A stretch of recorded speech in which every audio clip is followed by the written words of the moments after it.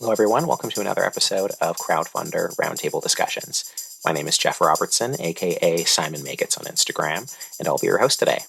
Now, if you are a maker or publisher of comics and you feel like you have something to say, we want to hear from you. Get in touch with us through Crowdfundr's official Instagram or Twitter account, and we can talk about getting you on a future episode. Now, without further ado, let's get to today's discussion.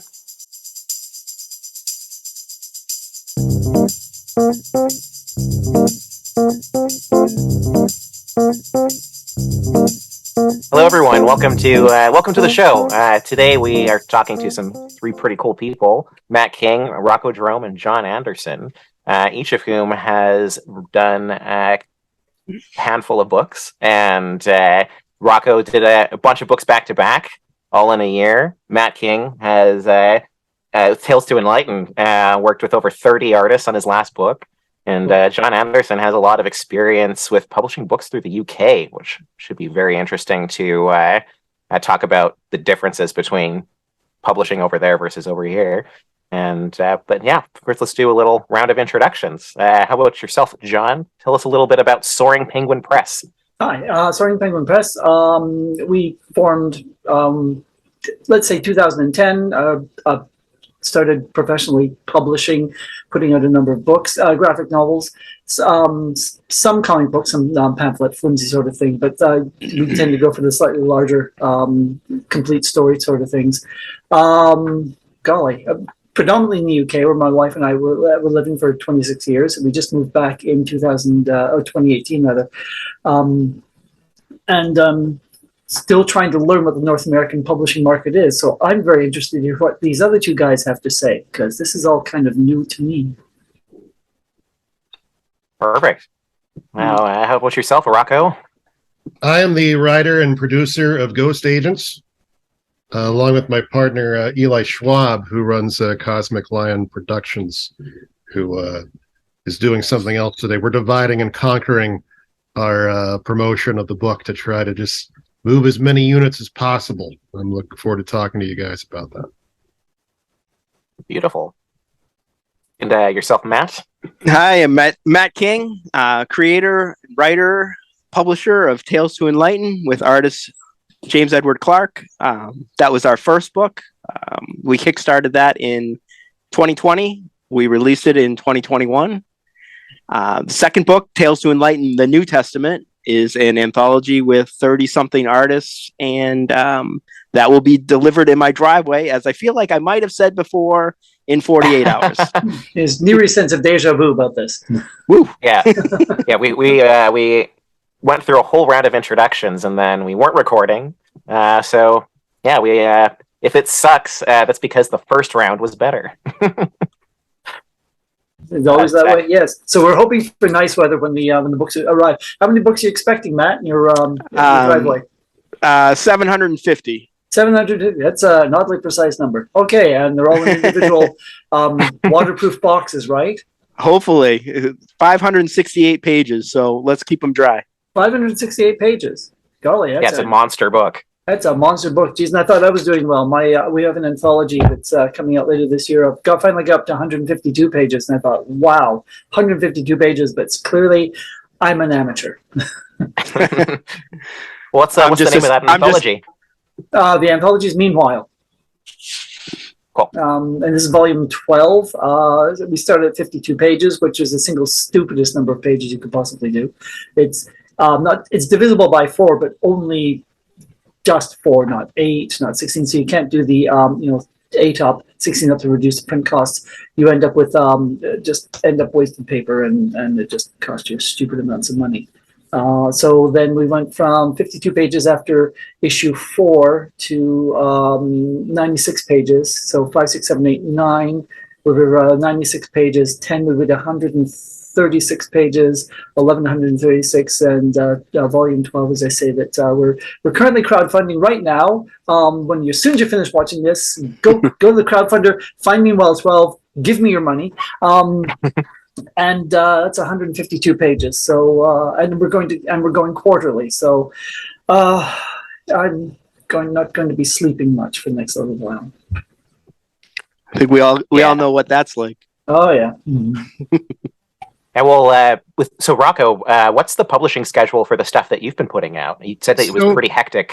Well, so I first got into working in comics after a lifetime of loving them during 2020. And I sort of think of it as like, not to sound too glib about this, but it was almost like my COVID vacation.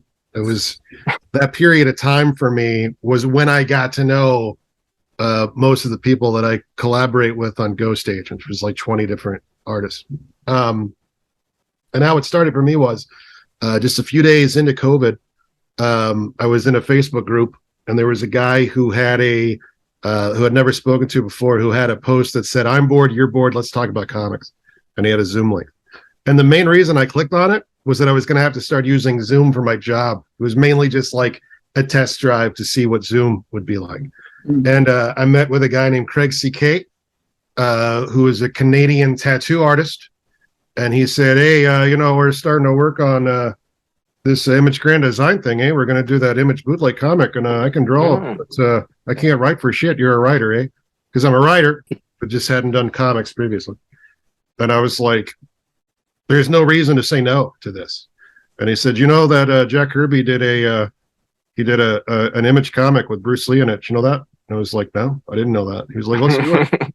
So like, immediately, like 3 days in, I stopped thinking about Contagion and society crumbling and started thinking about Bruce Lee as drawn by Jack Kirby. And Craig would go on to be the artist who I collaborated with for this, which was the first Ghost Agent comic that I wrote. We made this very novel presentation for this. It's a chick track. Yeah. Heard that before, but that wasn't really our idea.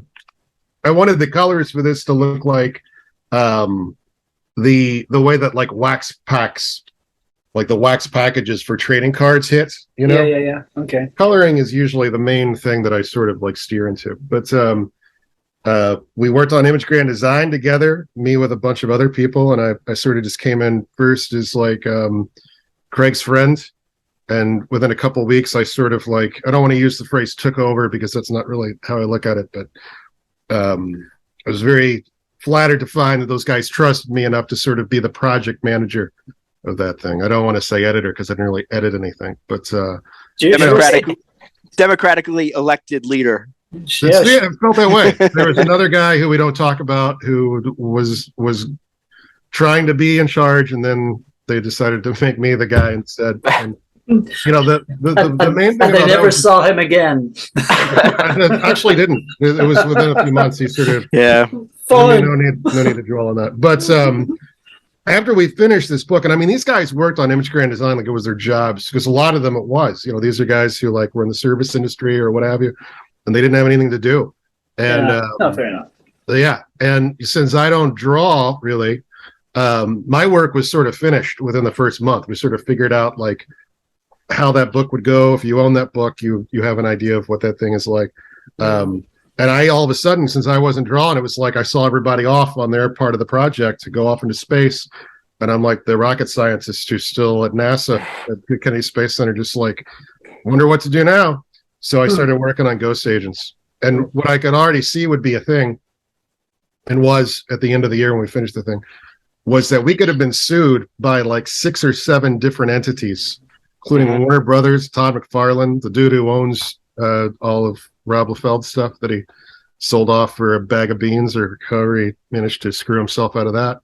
And it was like, what the hell are we going to do with this thing? Like, we can't really sell it. What do we do? So we had to do it at a very limited basis.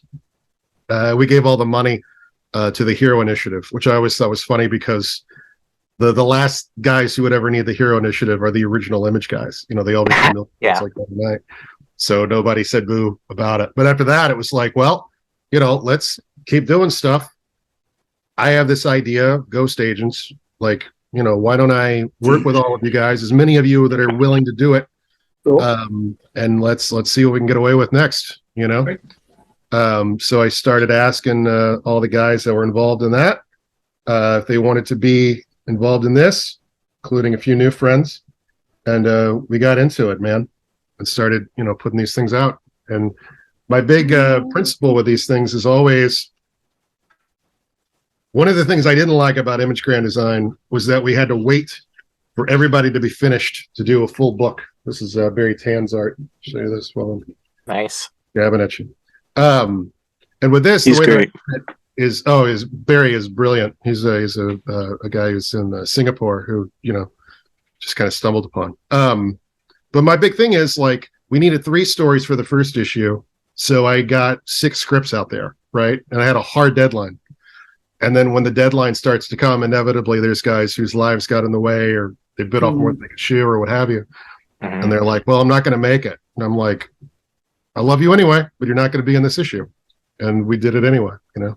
And that was always the way that I did it for this whole first 3-issue marathon run of Ghost Agents books, just one after the other. I did all of these, printed them through Wellspring. And that must really be nice to have. The format is like an anthology format where you're not reliant on, like, exactly. I mean, sure, there's an overall theme or whatever, but I mean, if this guy doesn't show up with his 4 pages, you can use this guy for the 4 pages. That's totally how I did it. And the whole idea is that you can read all these short stories that comprise what the book is, and then you can see the bigger plot or not. I don't, you know, whatever, however much you want to invest in it, it will return to you. Is the principle behind it. But basically, I took everything I didn't like about Image Grand Design, pushed it out of my system, and then moved ahead with this thing. Cool. So it was stressful, but at the same time, it wasn't, because I wasn't waiting. There wasn't anybody who could throw the train off the track. Like the bus doesn't stop. It just keeps going. So it's like, nice. You're either on that bus or you're not, but we're going to keep making these books. And, you know, there was, you know, people who didn't take it seriously and didn't think, you know, we would still do it. And, you know, that they would return. Hopefully they get in future issues. So that was the way that we did it. And the big thing that I believe in, and Matt and I have talked about this a lot, is just how we're all fighting the algorithm, right? Can we curse on this? Yeah. The fucking algorithm. The fucking so goddamn motherfucking algorithm, which is like the modern, like, ghosts and gods that menace us, you know? Yeah. Like, who really knows how any of this stuff works? But you post something on social media, maybe people see it, maybe they don't, you know, and you're always kind of fighting with that. But my big belief is that there's no reason. There's 2 things that I never like to do. Talk about a product that doesn't exist yet, that nobody can put their money down. I feel like you're just wasting your breath if you tell somebody about a book that theoretically might come out one day, because they're just going to assume you're like a million other people who just talk about what they do and never do it. And then 2, when we would be fulfilling a Kickstarter, we would be launching the next Kickstarter. So when you got issue 1 of Ghost Agents in the mail, there was a slip of paper with the drawing of me and Eli, as if we were speaking directly to you, that said, hey, yo, Kickstarter for 2, live now. Nice. You like this? Jump on it right now. And my big thing is I don't launch a Kickstarter unless the book is finished. I've never launched a Kickstarter for a book that's not finished.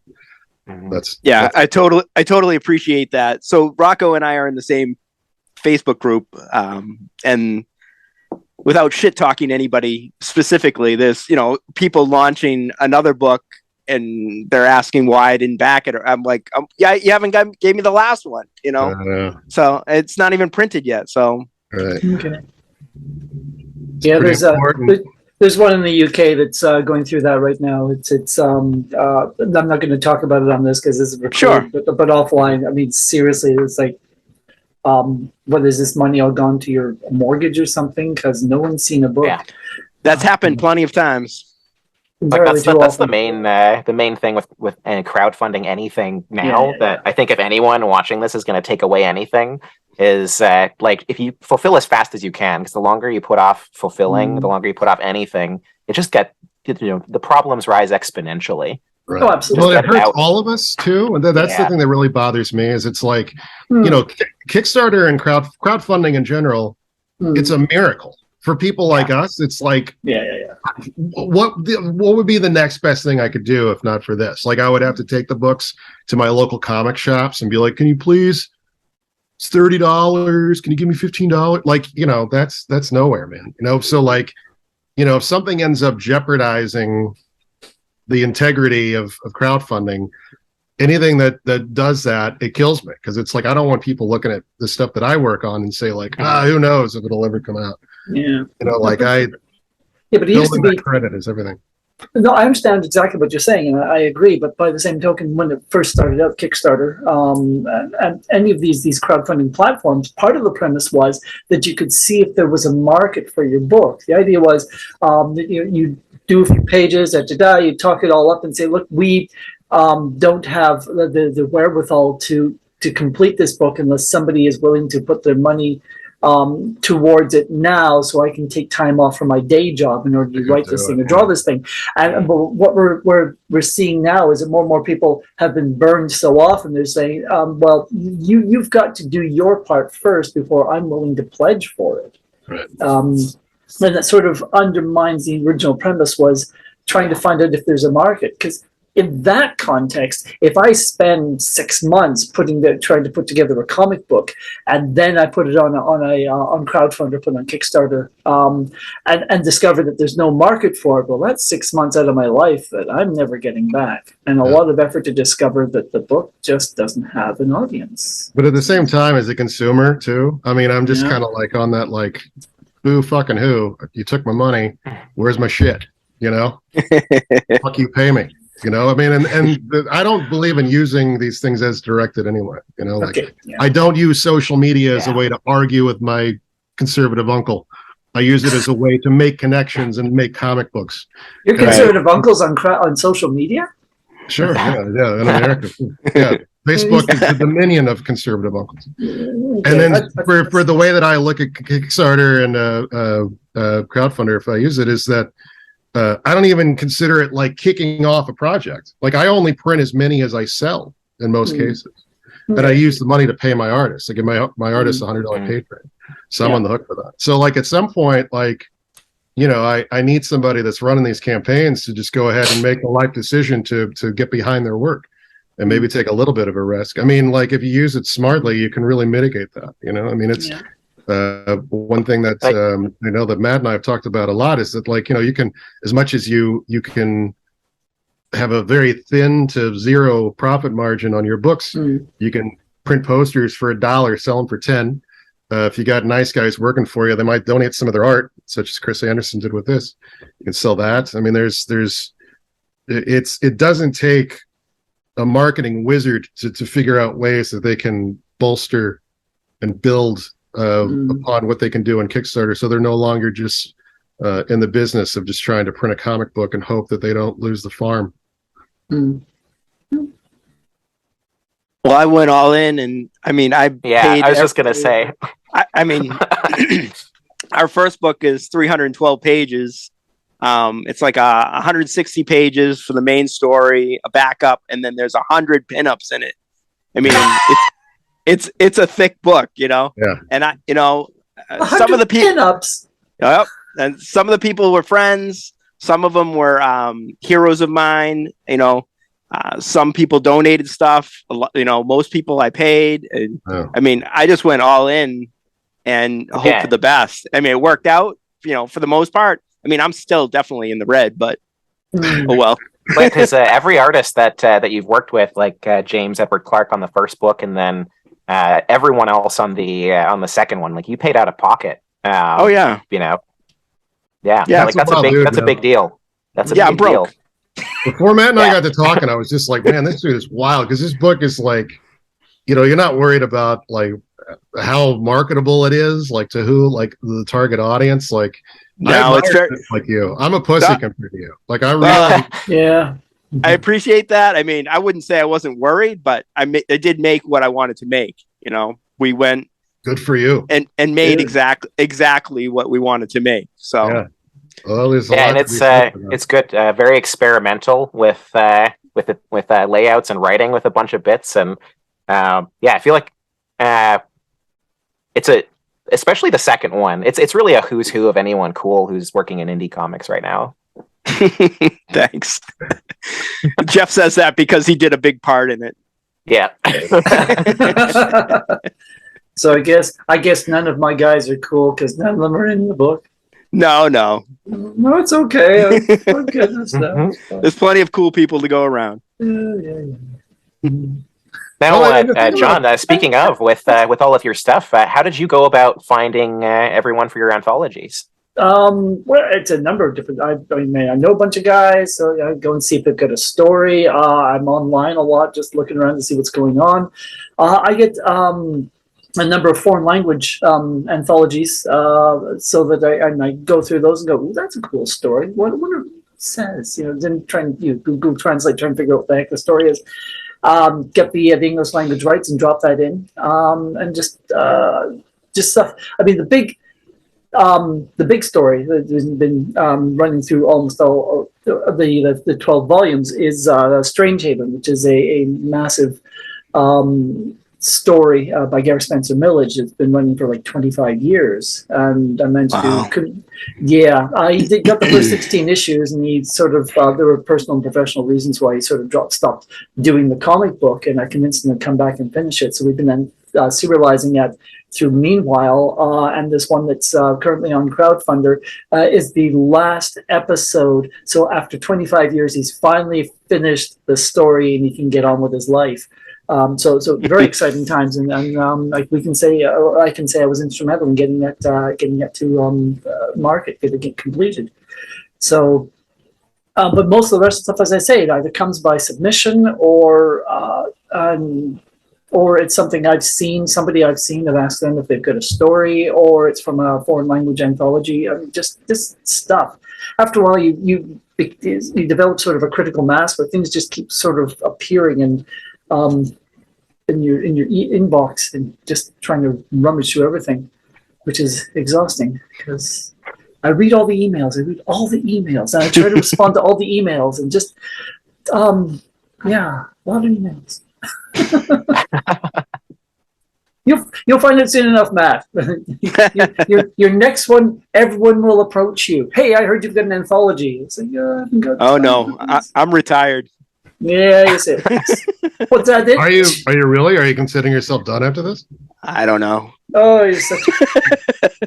I mean, I know that feeling. When you get to like a stopping point, it's like, I'm pretty burnt out. I do have ideas, and I have it all outlined and started a script on the third one, but I don't know. I don't really have the money to keep going the way we were going, where I would pay everything up front and then hope for the best afterwards. So, a part of my publishing, I mean, I did everything backwards. Who publishes a 300 page graphic novel instead of like a 20-page comic? I'm very jealous of Rocko's format, where you do issue, and then a collected edition. I mean, I'm jealous of you. You might, I don't know if you remember this, but there was a point where I reached out to you because you were getting like, when we would have like a $7,000 Kickstarter, like would beat that goal, it would be like, wow, we did it. And it was a lot of stress, and like yours are much higher, right? Yeah. And I was like, You're getting such, and you were like, yeah, because I got a bigger book. Yeah, exactly. Like, like that's how like that level of like, trying to keep up with the Joneses hits a person, because it really was. It's like you had a 30-page book, and you had a 30-page book, and I have a 300-page book. It's got. I mean, I got to generate more money. All right. Yeah. And you did. Yeah. Did you get it printed domestically, or did you go overseas for this? We went overseas. Where'd you go? I mean, I don't know. Korea. Yeah. Yeah. There's some brilliant printers out there. Let's talk to Rocko though about printing overseas. Man, so like I said, the first Ghost Agents books that we did were all designed pretty much to just fulfill the Kickstarter. Yeah. And what I was encountering that was driving me nuts and putting hate in my heart in ways that I didn't want it to be there was that when we started to get to the point that we were doing issue 3, people were like, I don't know if I can't get 1 and 2, and we'd already sold through 2. Still had a lot of 1, and I'm like, it's an anthology book. It doesn't matter. Makes no difference. Hmm. The people still were like, that OCD that the comic book companies have put in us, by the way, like this complete like obsessive thing of just like, no, I can't be, I'm not a good collector if I don't have all of them. And I'm like, I'm the guy who puts the book out. I'm telling you, you're a great collector if you buy any of them, because we need the money to keep this thing going. Sure. And at that point it was like, I'm abandoning 1, 2, 3, 4, 5, because that's not how this book works anyway. I almost sort of, and I kind of, this occurred to me later that I did this almost subconsciously. The book is like spy fiction. It's like, spy-fi. And the first page of the second issue jumps to the far future. So it's like, if you're trying to follow some story, you're in big trouble, because we go from martinis and babes to a space station at the edge of the galaxy 2,000 years from now. Okay. I'm deliberately punishing you for trying to keep up with me at that point. So these feelings are not productive. And I decided that going forward, we would just do books that would just be like a one-off thing. And that's where we came up with Ghost Agents. Apocalyptico is actually the subtitle of this issue. So this is or book. We won't call it even an issue. We're not going to say that. This is inspired by the treasuries that I grew up loving. It's on newsprint. That's beautiful. So thank you very much. Where'd you get that? Where'd you get that printed? Overseas, and that's the only way to do it. There's no place in America that could even print this book. Because I have a printer in Toronto that can print stuff like that, but I'd be curious what the price difference is. And it's the economy and scale. Yeah, it's a lot more expensive in this in North America. And even so, like their book, and here's a ruler I always keep handy. Yeah, like they would not. Their book would come to about there. And it would be on something sort of like newsprint. But we went through Alibaba. Oh, yeah. Wow. Yeah. And I mean, it was just sort of like, it's like any other like moment in your life where like you find a new record guy or like, a great new restaurant or something where it's just like, are you serious? That's how much you want for this? That's all you need? And we're good? You got a month and a half to wait and sweat and make sure that you and go through like, and people are like, Alibaba is comparable to Amazon. And it's like, it doesn't look like it. It looks kind of sketchy. No. But it's not comparable to Amazon at all. No, that's crazy talk. But it works. And we printed, I believe, 1,200 of these total. And, and Matt and I both we talked about it a lot. Just like, is it coming? Is it going to come? Is it going to be all right? And sure enough, it's there. It is, and it's beautiful. It is. It came out great. Did you get a You guys obviously didn't get like a physical proof or anything, right? No, I mean, and what they do is they just like a dude with his camera, and he's wearing sandals. Really? Okay. Flips through the book, and how could you tell he was wearing sandals? Yeah, it was. I mean, that's just one of those things I'll always remember. And it was in the photo. It's yeah. And it's like I mean, like when these videos come through, like I am just like bird dogging it. Like I got to make sure that this is good. And one thing that you didn't really see on that video is that there's places where, true to the newsprint format, it bleeds through a little bit. Right, the page behind. Yeah, that's and the nature I was of like, newsprint. Yeah, and I had like a moment there. I was like, "This is beautiful to me. This is my baby. I like the way my baby has that little mark on its forehead." And I reached out to Matt and I was like, "Are people going to be mad at me about this? People get this because we didn't tell people it was going to be Treasury and newsprint because we didn't know." And that was something that I hope Eli doesn't mind me saying this, but Eli was like, "It's going to be fine. It will be newsprint. It will be newsprint or Treasury size. We should go ahead and promote it." And I was like, "No, we fucking shouldn't, because if for some reason it doesn't happen, that can't back down, man." Yeah, I mean, that I don't want to backpedal. For people who are like into comic books, newsprint is one of those words that makes their ears ring. Yeah, and I feel like there's people where like you can get newsprint printed for super cheap, but you have to get it in high quantities. Yeah. But I feel like a lot of people for a lot of people, they won't print at the high enough quantities to be able to get to that level. So I feel like quantity is one thing. And also, like I didn't want to pay extra for newsprint. Like to me, it seemed like it should cost less. I didn't want to be I didn't want to be in a situation where it's like some boutique thing, because then I'm just going full hipster with it. And it's like, I don't want it to cost more. It's already such a thin margin. So like these books, I'm not going to put any numbers out there, but like they're cheap enough to print that we actually can make money off this. Cool. And this is the first book in which we were able to print way more than what we sold on Kickstarter, which wasn't a ton, because we just sort of like sold it like as a trade paperback, because we knew we when could you do. Rocko, when you started Ghost Agents issue 1, Yeah. what was the reasoning of not doing an overprint? Did you already knew ahead of time that you were going to collect these into books, and that was the plan, or? Yeah, and also there was, and we did overprint a little bit of the first one, but not much, not many.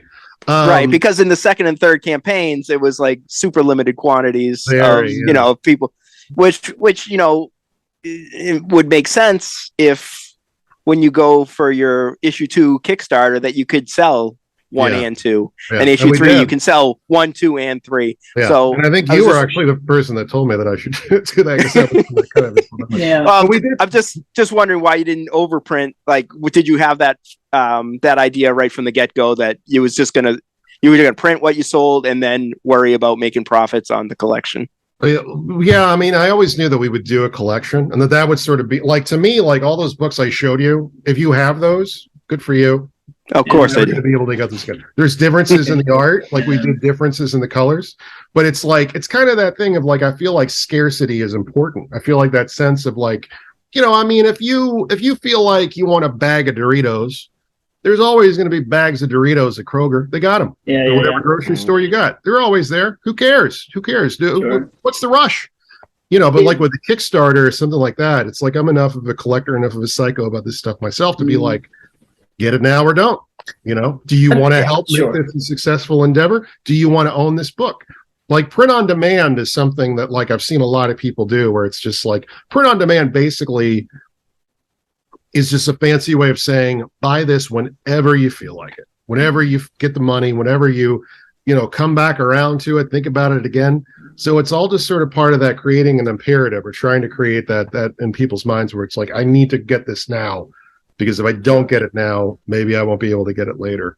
There is a certain concern that if you're if people, the audience perceives that you're going to print it anyway. And I did a Crowdfundr years ago, I think almost a decade ago for Peter Pan. We did a 326-page hardcover graphic novel of the 6 volumes of Régis Loisel's Peter Pan, originally 6-volume bande dessinée in English. Gorgeous, sumptuous book. And I think we dropped it into Indiegogo. It was like, people went, because they said, you're going to publish it anyway, so I'll wait till I see it. It's like, but, and I don't ever want that, And I mean, one of the things about this too is that, like, I think of what I do. I think of myself as like the Robert Evans of comics is what I'm aspiring to be. It's like I write and I produce. So it's like I write these things.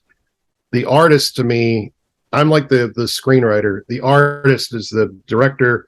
Every special effect, every actor, the cinematographer, all that stuff comes down to the artists, right? And it's like, it's amazing for me to be able to see what they make out of these things. Cool. So to me, this book was like, these guys like made it with me, but they also sort of in a way made it because I asked them to do it. And I take that very seriously, because the idea for me is that I got them paid a little bit. I'm trying to get their work seen. So I'm shameless about promoting this thing. Like I will go anywhere, like locally, I'll go into like the gift shop of an art museum where they don't have anything remotely like comic books and be like, you should carry this. I helped make this and it belongs here. Somebody will see this here and buy it. I'm sure of it. And part and parcel of that is that it's not something that you can just always go get. That's always the idea. And, I knew that we wouldn't be able to still have 1, 2, 3, 4. Anybody that kind of is able to do that, I'm sort of mystified by it because it's so far from the way that I presently look at it. I want to swing back around again something you said earlier about worrying about getting it printed overseas and you wait until it arrives. I'm printing in China currently, and the arrangement we made was that I put 30% of the print cost up front and pay 70% when it's collected by the shipping company. Oh, wow. So what that means, I've got the money, it's strictly a matter of time, but the thing is the shipping company will let me know that they've received the books. I want to So, know who did okay, that. still no idea. Still no idea whether they're any good at that point. But at least I know they Oh my physically exist. Right, right. That makes Okay. sense. Yeah. So I've got four. I will have 4 pallets of printed material that arrives at the warehouse, and then it's put onto a ship to go to actually the UK. And at that point, somebody says, "Yeah, we got your book." So it's like, right, here's the balance I owe you for the printing. That sounds Wow. great. Now, We had to give John, us one thing I was something. wondering about real quick Sure. was you primarily were running everything out of the UK for a while, and you are Still based in running it Canada out now. of the UK right now. Okay. It's, I was just going to ask about that. it's just stupid. I have no idea what time zone I'm in anymore. It's just like that. I mean, on top of that, I've got another position. I'm working for an insurance company in Winnipeg. So, like, I've got my time zone, which is what GMT minus 8, and then I've got this other gig I'm doing, which is GMT minus 6. Then I've got the UK, which is GMT, and then China's GMT plus 8. It's like, I don't know what day it is. I'm sitting at dinner on a Sunday evening and start getting messages because it's Monday morning in China going, "Oh, have you taken a look at the proofs yet?" It's like, can I have my dinner? So yeah, it's still predominantly the UK. That's where a lot of the creators are coming from. That's where a lot of the people who buy my books still are. Because for me, I'm still trying to figure out how to make inroads into the North American market. It's slowly but surely, softly, catchy monkey, as they say in Britain, and you've never heard this before.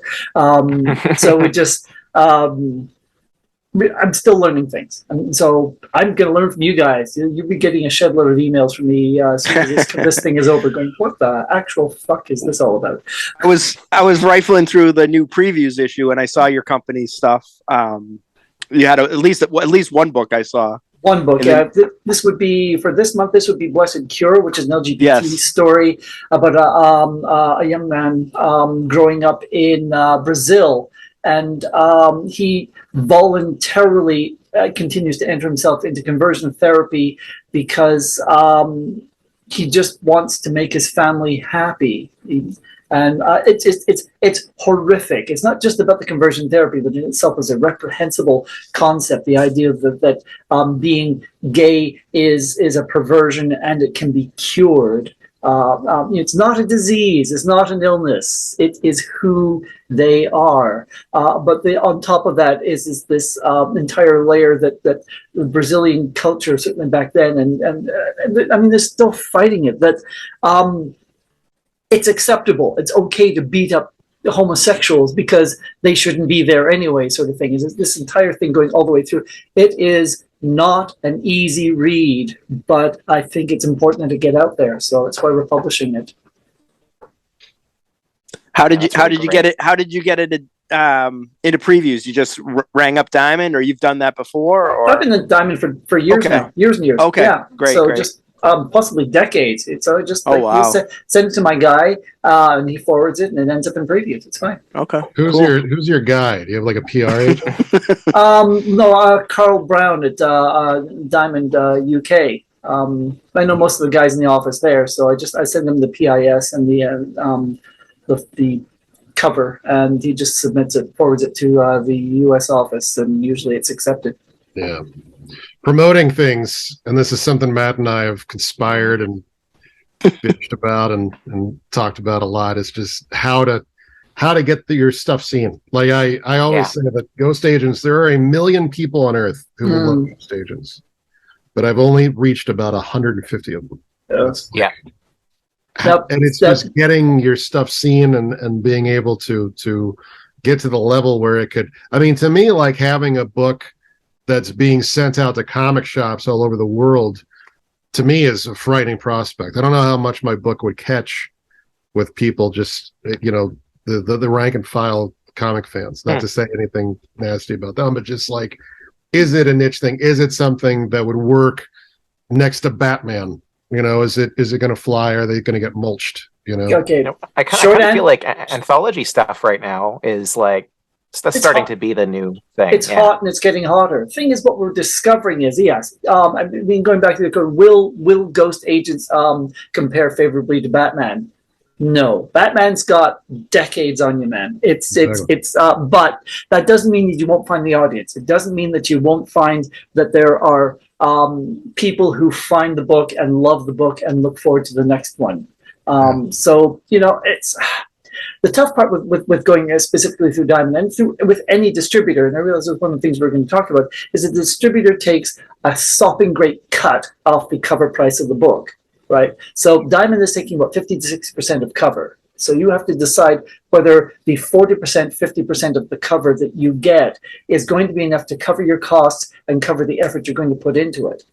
On the other hand, if everything's already covered anyway, it's even 40% of your cover is all profit. So it's like sometimes it's sort of economy of scale. If I can sell an extra couple of hundred issues of anything by just being in Diamond, that reduces the overall unit cost to the point where it's actually economically viable for me to have the book there. Similar thing with distributors, where they're taking 50, 60, 70% of cover. But then on the other hand, particularly if it's an ISBN as opposed to an ISSN, which means a book as opposed to a periodical, with distribution, they have to the bigger book buyers, notably Amazon, they're already taking 55 to 60% of the cover.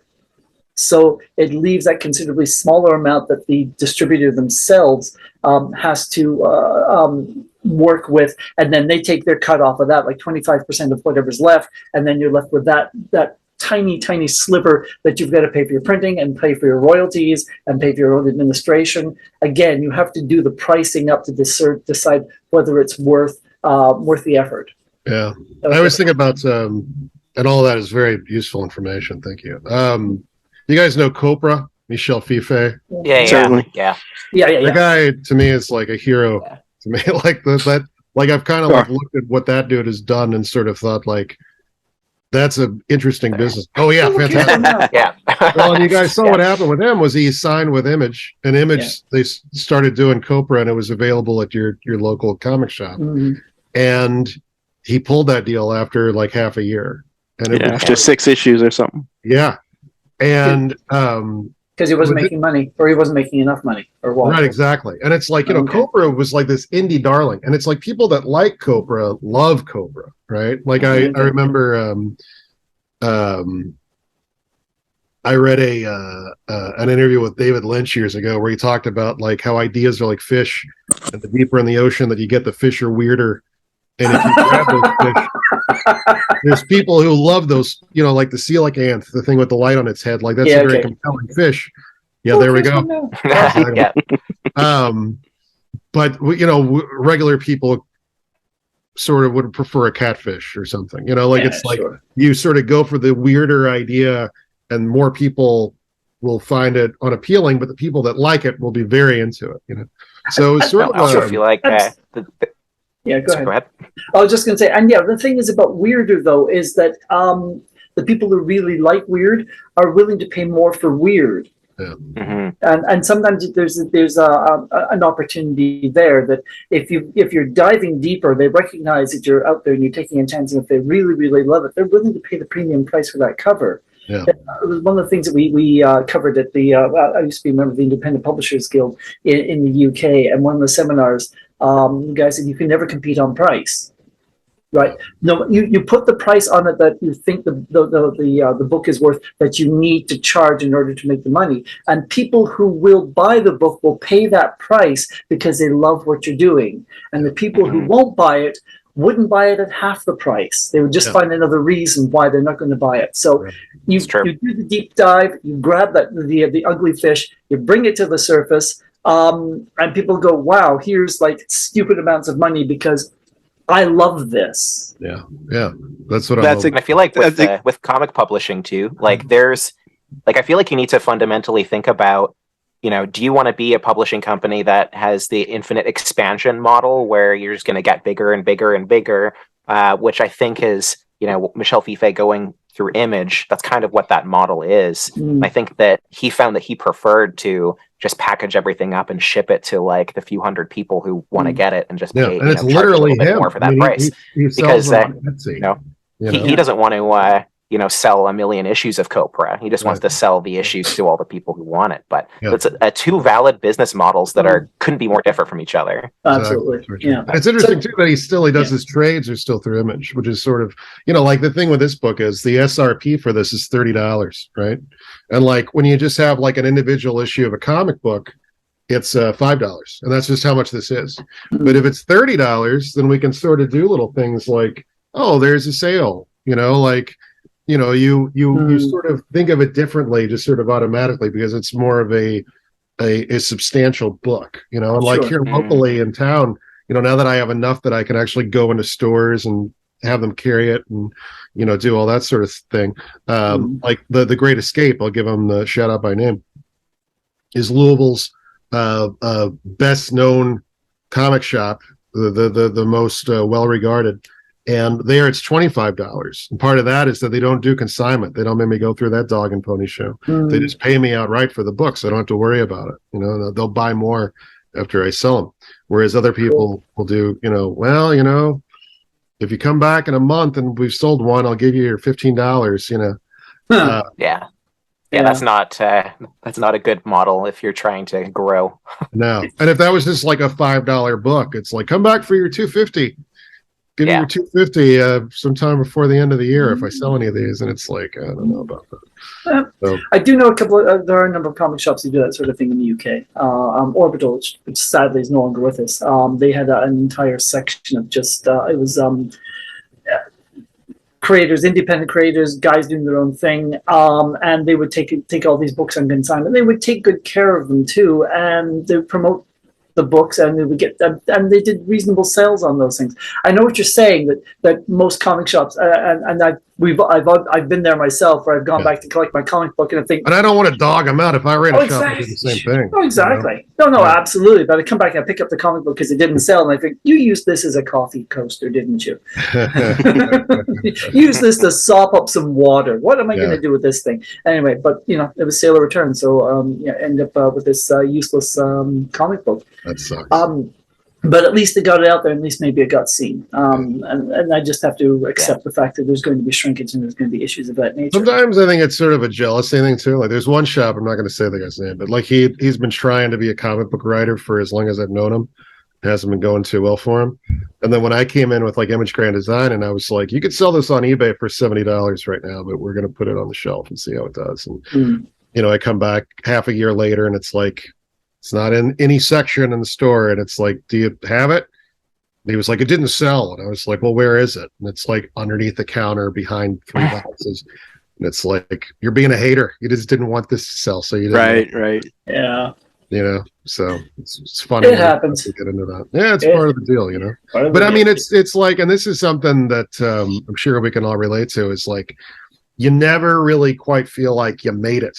Like it feels cool that you have this book out and it's like your work and whatever, but it's like you never feel like you're always sort of like in motion to the degree where it's not like, oh, I won, I'm there now. Like you never really feel like you're all the way there. It's like, if I could sell more, if we could make sure we cover the cost for the next thing, my ass is always kind of in the wind, it feels like, with these things. And it's I'm sure Todd McFarlane feels the same way. Geez, I hope the next issue does well. Ooh, everybody's writing on it. Some level, like, no matter what he says or does. There might be some exceptions to Rocko. I feel like I feel like none of us are going to make millions of dollars selling 2-3 issues of a comic. I think those days are long gone. Yeah, I don't know that it even happens. And I think that, like, it's like sort of like the Nirvana parable, right? You know what I mean? Like, it's like, I'm old enough that I was a teenager when Nirvana hit, and I always say that Nirvana was great because it made it possible for me as a weirdo to suddenly be popular at school, because it was cool to be weird for like 3 years during my high school career. And, Nirvana beats Michael Jackson. A bunch of bands like the Afghan Wigs gets signed, like the labels are just like, shit, they just screwed everything up. Just sign every weird band you can. Get this alternative thing is what's happening. And then, Kurt Cobain kills himself 4 records into a 10-record deal. And it's just like, oh, wow, okay. But we better get back to manufacturing pop stars again, So like when a Teenage Mutant Ninja Turtles kind of like manages to to break through the system. To use the best example I can think of is like an indie book that got huge in other mediums, still inexplicably. It feels like one less time they're going to let you get away with that.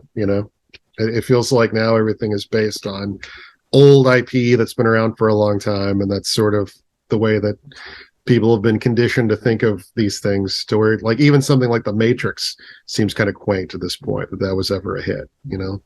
Well, I feel like there's a thing that I can't remember who said it, but nothing new exists until it does, and I kind of feel like there's especially with bigger companies that own all of this IP, like that's an easy shorthand to get somebody to pick up a book, but at the same time, you're never going to have the next new big thing if you don't ever make anything that's unlike anything else. Yeah. And I feel like we do see a lot of really big examples of that in comics, like Ice Cream Man, which is published through Image.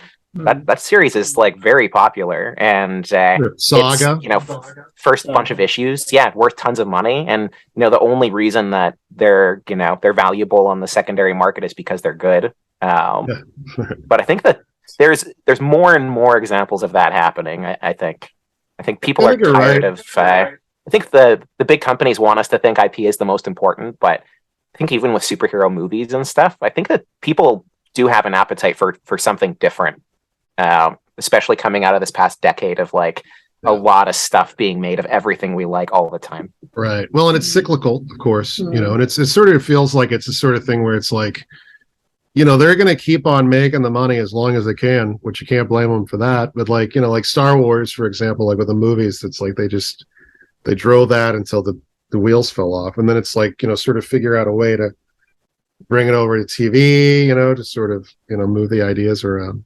Right. I mean, I'm sure I sound very bitter about this, and I don't mean to, but it's sort of like part and parcel.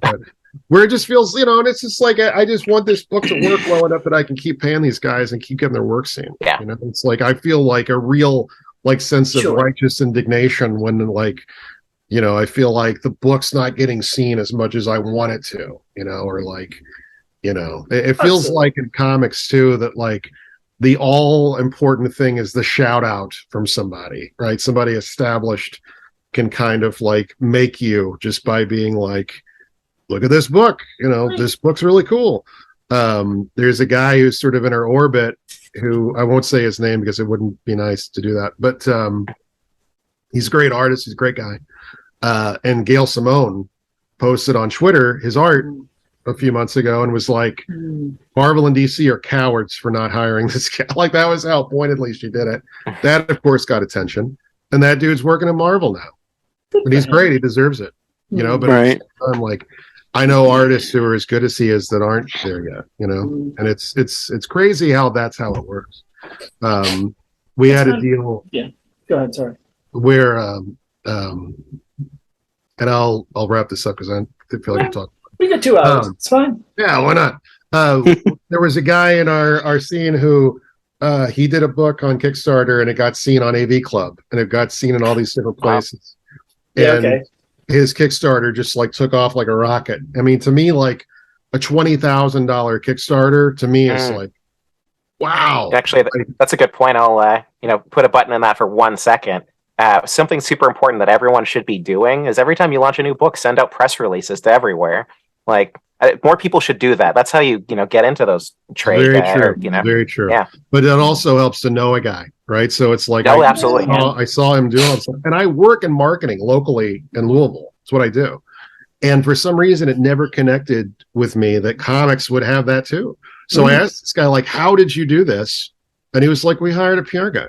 And I was like, what? I didn't even, for comics, like, I don't know. And it's, I feel very naive for never having that occur to me that it's like, oh, you can, there are those that exist. You can do that? Yeah, you can just get a guy. And like, usually I'm the guy, and it's like, it's funny to think like for whatever reason, I thought comics would be, it's just hard for me to fathom like a Gary Groth or somebody like that, like being susceptible to that. For some reason, I thought those people would at least fancy themselves to be above the influence of a PR agent. Not that there's anything wrong with that. I believe in the system. Well, but when you get to be Fantagraphics level, you probably don't need, I mean, you can send out your own, in-house somebody working Exactly. at the desk has their Rolodex, and they send out those press releases. They You have don't their need- own people, like inside. Correct. them that do Correct. it. Yeah. Right. Absolutely. And what I thought about with that is that I work for local magazines generally. So like I would get stuff from PR agents all the time trying to get me to put stuff in the magazine.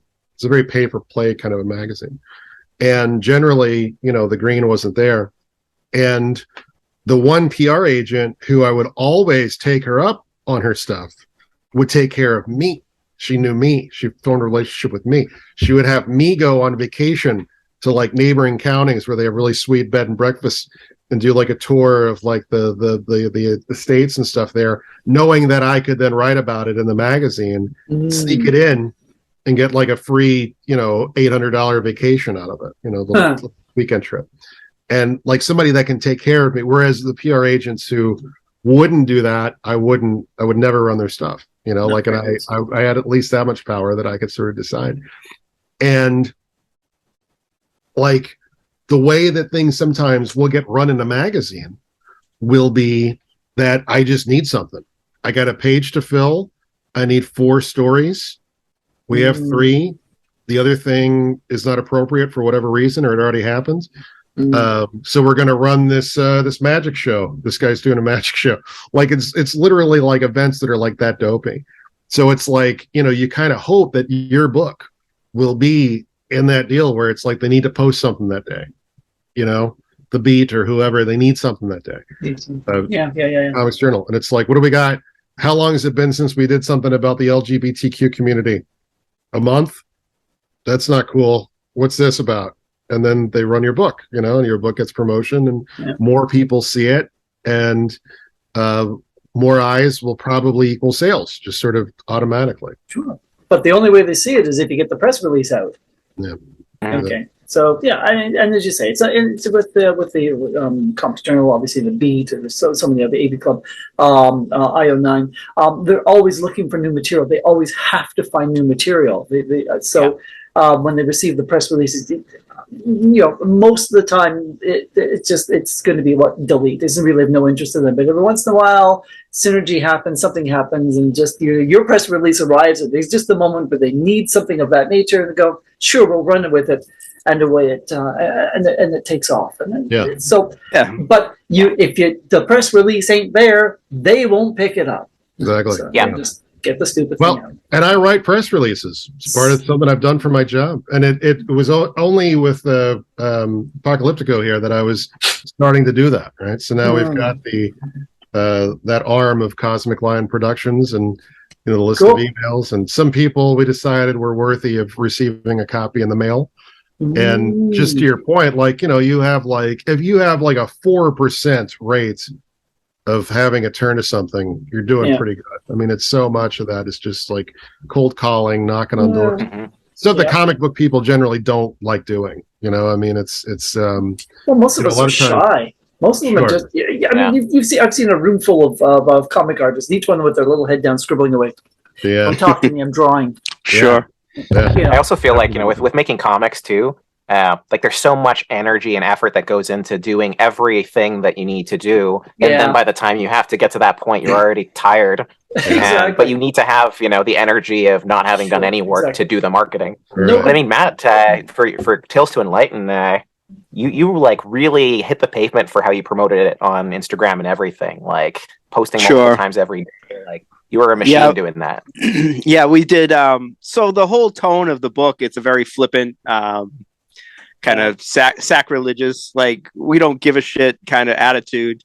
So we did 2 ads every day where it was like, if you could find a picture on the internet of Mr. T reading a book or something, we'd Photoshop our book in there. And it was like, we'd do that twice a day. And then we would post twice a day. We would do art from the art, different stories. And then there was a 5th post that was a pinup every day. So I'd do 5 posts every day. Wow. Scheduling that, I'd do 2 right in the morning before I left for work. I'd hit 1 at lunch, and I'd do 2 when I got home. But but Rocko said though, like the algorithm, who knows how many people are seeing it. So I might be posting 5 times a day, but how many people are actually seeing it, Yeah. And I you guys mean, were talking. you were able to promote enough to fund like how much was your campaign? It was a pretty high campaign goal. Yeah, I think we asked for 20,000, and That's all right. we got 25 maybe or 27 Nice. after they. I mean, after they I mean, that's not really insignificant. good. I mean, that's badass.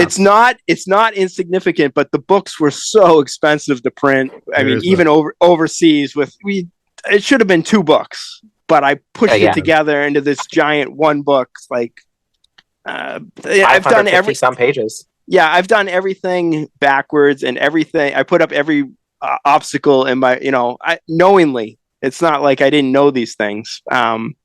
But I feel like John has a real business. I feel like Rocko is aspiring to be a real business, and I'm just fucking around. Like, it's we're all fucking around. Yeah. I don't I mean, like, I don't think of what Eli and I are doing as being. It's just sort of like in the service of trying to keep it going. Right. Like it's right. It's definitely a paycheck to paycheck kind of a thing that we're doing. Because if I did do a third book, I would change. So you're thinking about it then? Good. Well, I thought about it because I have a stack of note cards like this, with all the.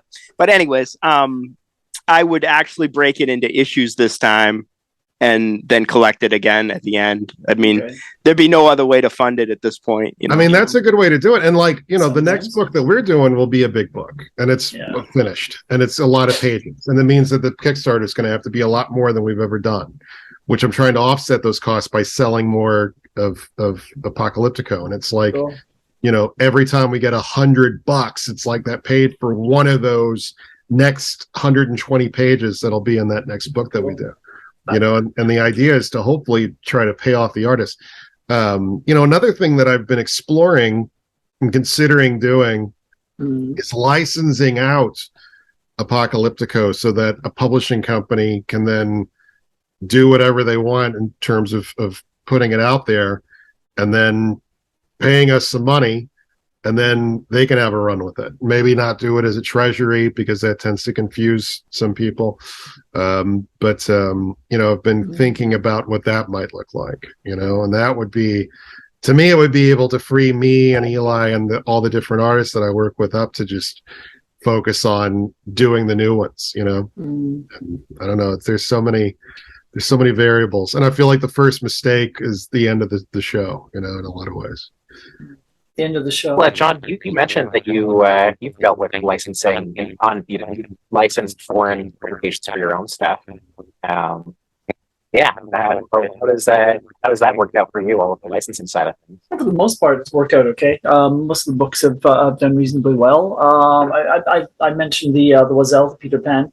That was the first really great, big, massive book that we've ever done. And we've not really done anything larger than that. We had that entire thing printed in Turkey, I believe. We did a print run of about 3,000 initially, because that's what the contract allowed us to. As I say, it was a big, oversized book, because it was I'm not sure if you're familiar with French comic books, the French bande dessinée, but they're massive books as they are. We did this thing, and it was sumptuous, absolutely gorgeous production in the very end. We did the translations. We had a translator come in, and he reworked all of it, and then we all teamed up to sort of plow through the translations, make sure that everything worked absolutely perfectly, and then we adjusted re-lettered the entire 326 pages, and we got it printed. And it did. At that point, I had the rights for just the United UK and Europe. We did 3,000 copies there. Then I was able to get the further rights to do North America. We did a North American edition, so 6,000 copies all in. They sold well, but as importantly, it established Soaring Penguin Press as being somebody who was willing to make an effort, willing to look at the bigger books, and as a result of that, we've done Blessed Cure was independent. It was sent directly by the creator. Sugar, Life as a Cat was originally a Flemish graphic novel. It was translated into French. We bought the English language rights. and there was a grant. We were able to get a grant that covered the translation, and that's done pretty well. It's an interesting book. The design is amazing. It's a great book if you like cats, and if you don't like cats, then just ignore it. So bringing the foreign language books, we have a very small book. We did a very small book years ago, Newt. It was like a murder mystery. It was about really great hair and how there's a serial killer in all of us. Originally, it was in German, and it's a great little book, but it just made me laugh. So we had to do that one.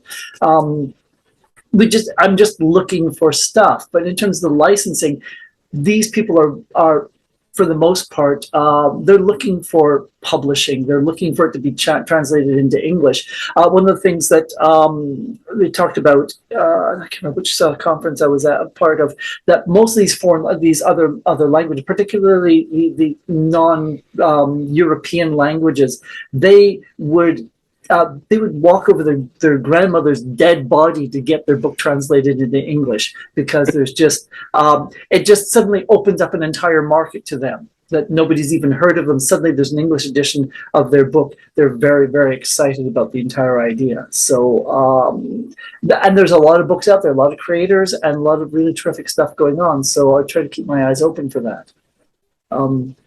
We did a Urban Tales, which again came directly from the creator. It was originally a comic strip that ran in a newspaper in Tel Aviv.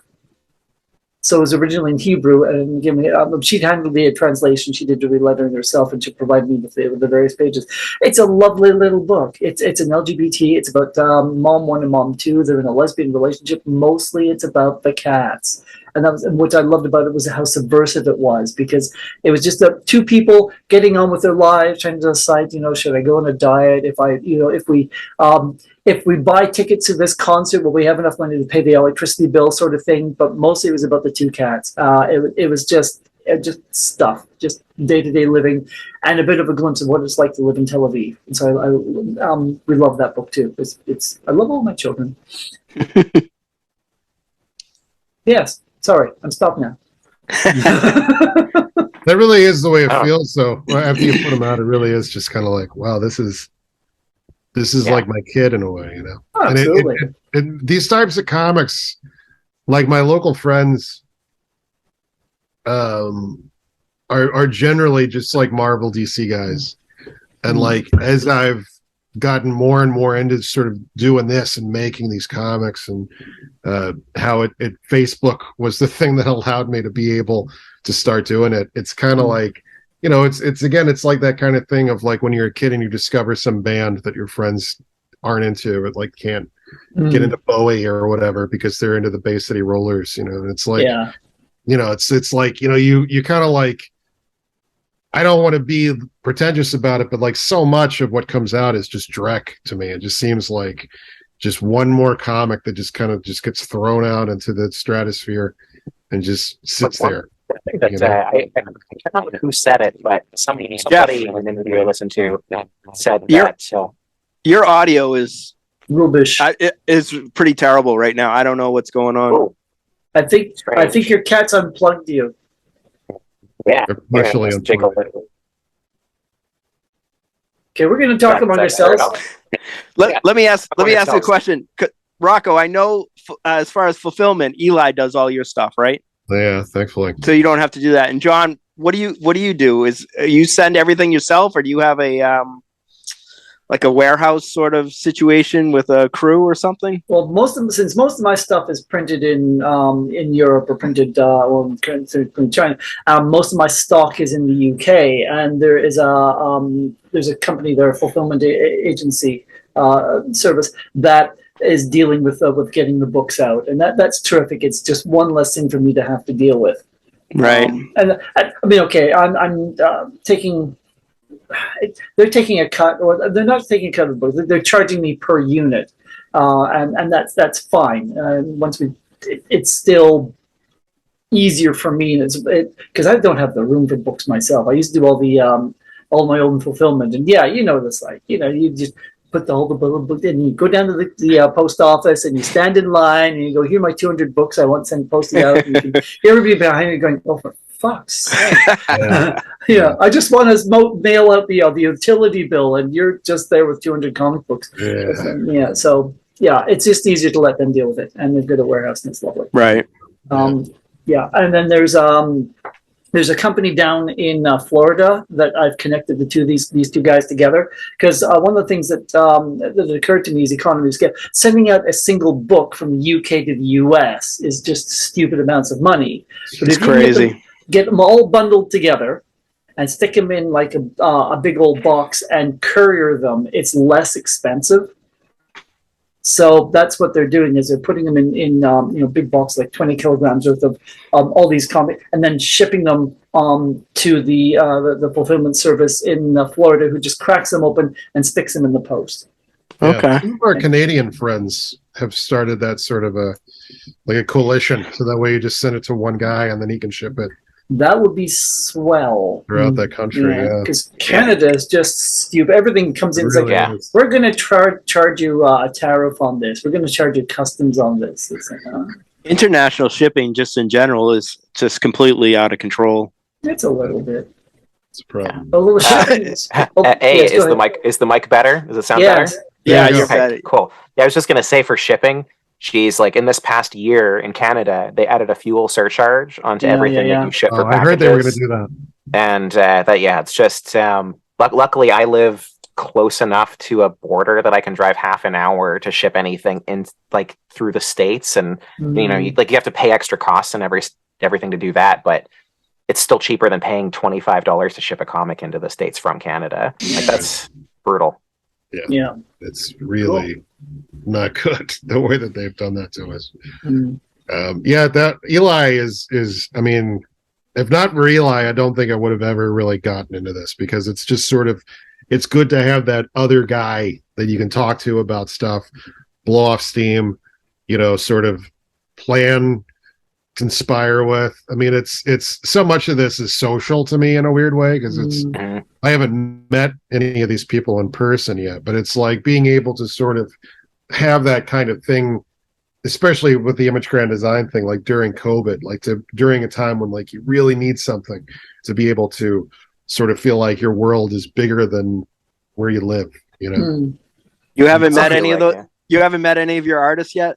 None of them in person. No. Wow. Did I see you're having a thing in Louisville where Eli's going to be there? Indeed. And that's actually an interesting thing that you bring that up. So the PR agent that I referred to earlier, who's the good one, who would always give me things and gives me things to help me have a reason to continue to publicize her stuff. I hired her for this. Oh, okay. On the local level, because my belief is, I think ghost agents, I believe, is accessible enough that I think maybe people who do not think that they like comics can still look at this book and take something out of it. With all the different artists that are in it and all the different things that are in it. Like, I feel like something like this, like, who isn't going to like this? If you like records, you like music, that's interesting to you, right? So I would like to think that maybe this could reach a different audience besides the tiny sliver of people that buy comics in America. So I kind of feel like that's how Love and Rockets kind of started to explode, was like through kind of more music people. yeah, and like 8-Ball, of course, like things that people that maybe don't typically mess with comics could find something in this. So That's how underground comics started, right? They were in record stores. right, yeah. And Head shops. Head shops, exactly. And like, you're speaking my language. Like, I kind of think of that period, like that late 60s into the 70s period, when comics sort of were part of the sex, drugs, and rock and roll paradigm. Like, I kind of aspire to that, like I'm taking the shop into all sorts, or this book in all sorts of places, record shops, cool, boutiques, head shops. Like, it's just like, I think somebody might stumble upon this and think it's cool and buy it. So I hired this PR agent. I'm going on Louisville's top radio show and top local news personality, and I'm going to talk about this comic book. And the woman that I work for, one of the things that she owns is a jazz club downtown, and I'm having a party there, a ghost agent social. And I'm just trying to get people who normally wouldn't mess with comics but maybe know me or maybe saw this thing on the news to come and give me $20 for the book, small bites. I'll give you a button. I'll give you a poster. Okay. We'll see how it goes. I'll let you know. You're gonna get pages of the book. You're gonna get them blown up to like a bit bigger and put them all around the walls so that people can sort of see there you just enough to go, ooh, I've got to buy this comic. Right, and I have a ton of those already because that's how we make most of our money on Kickstarter. Which is something that would probably be ideal to talk about. Is that the comic you lose money, or the comic, or barely make any money, but the poster, the buttons, the original art, like that's where it's at. And I actually end up with a lot of extra collateral as a result of this. So at this point, it's like it doesn't really cost me anything to give people a poster, along with the book.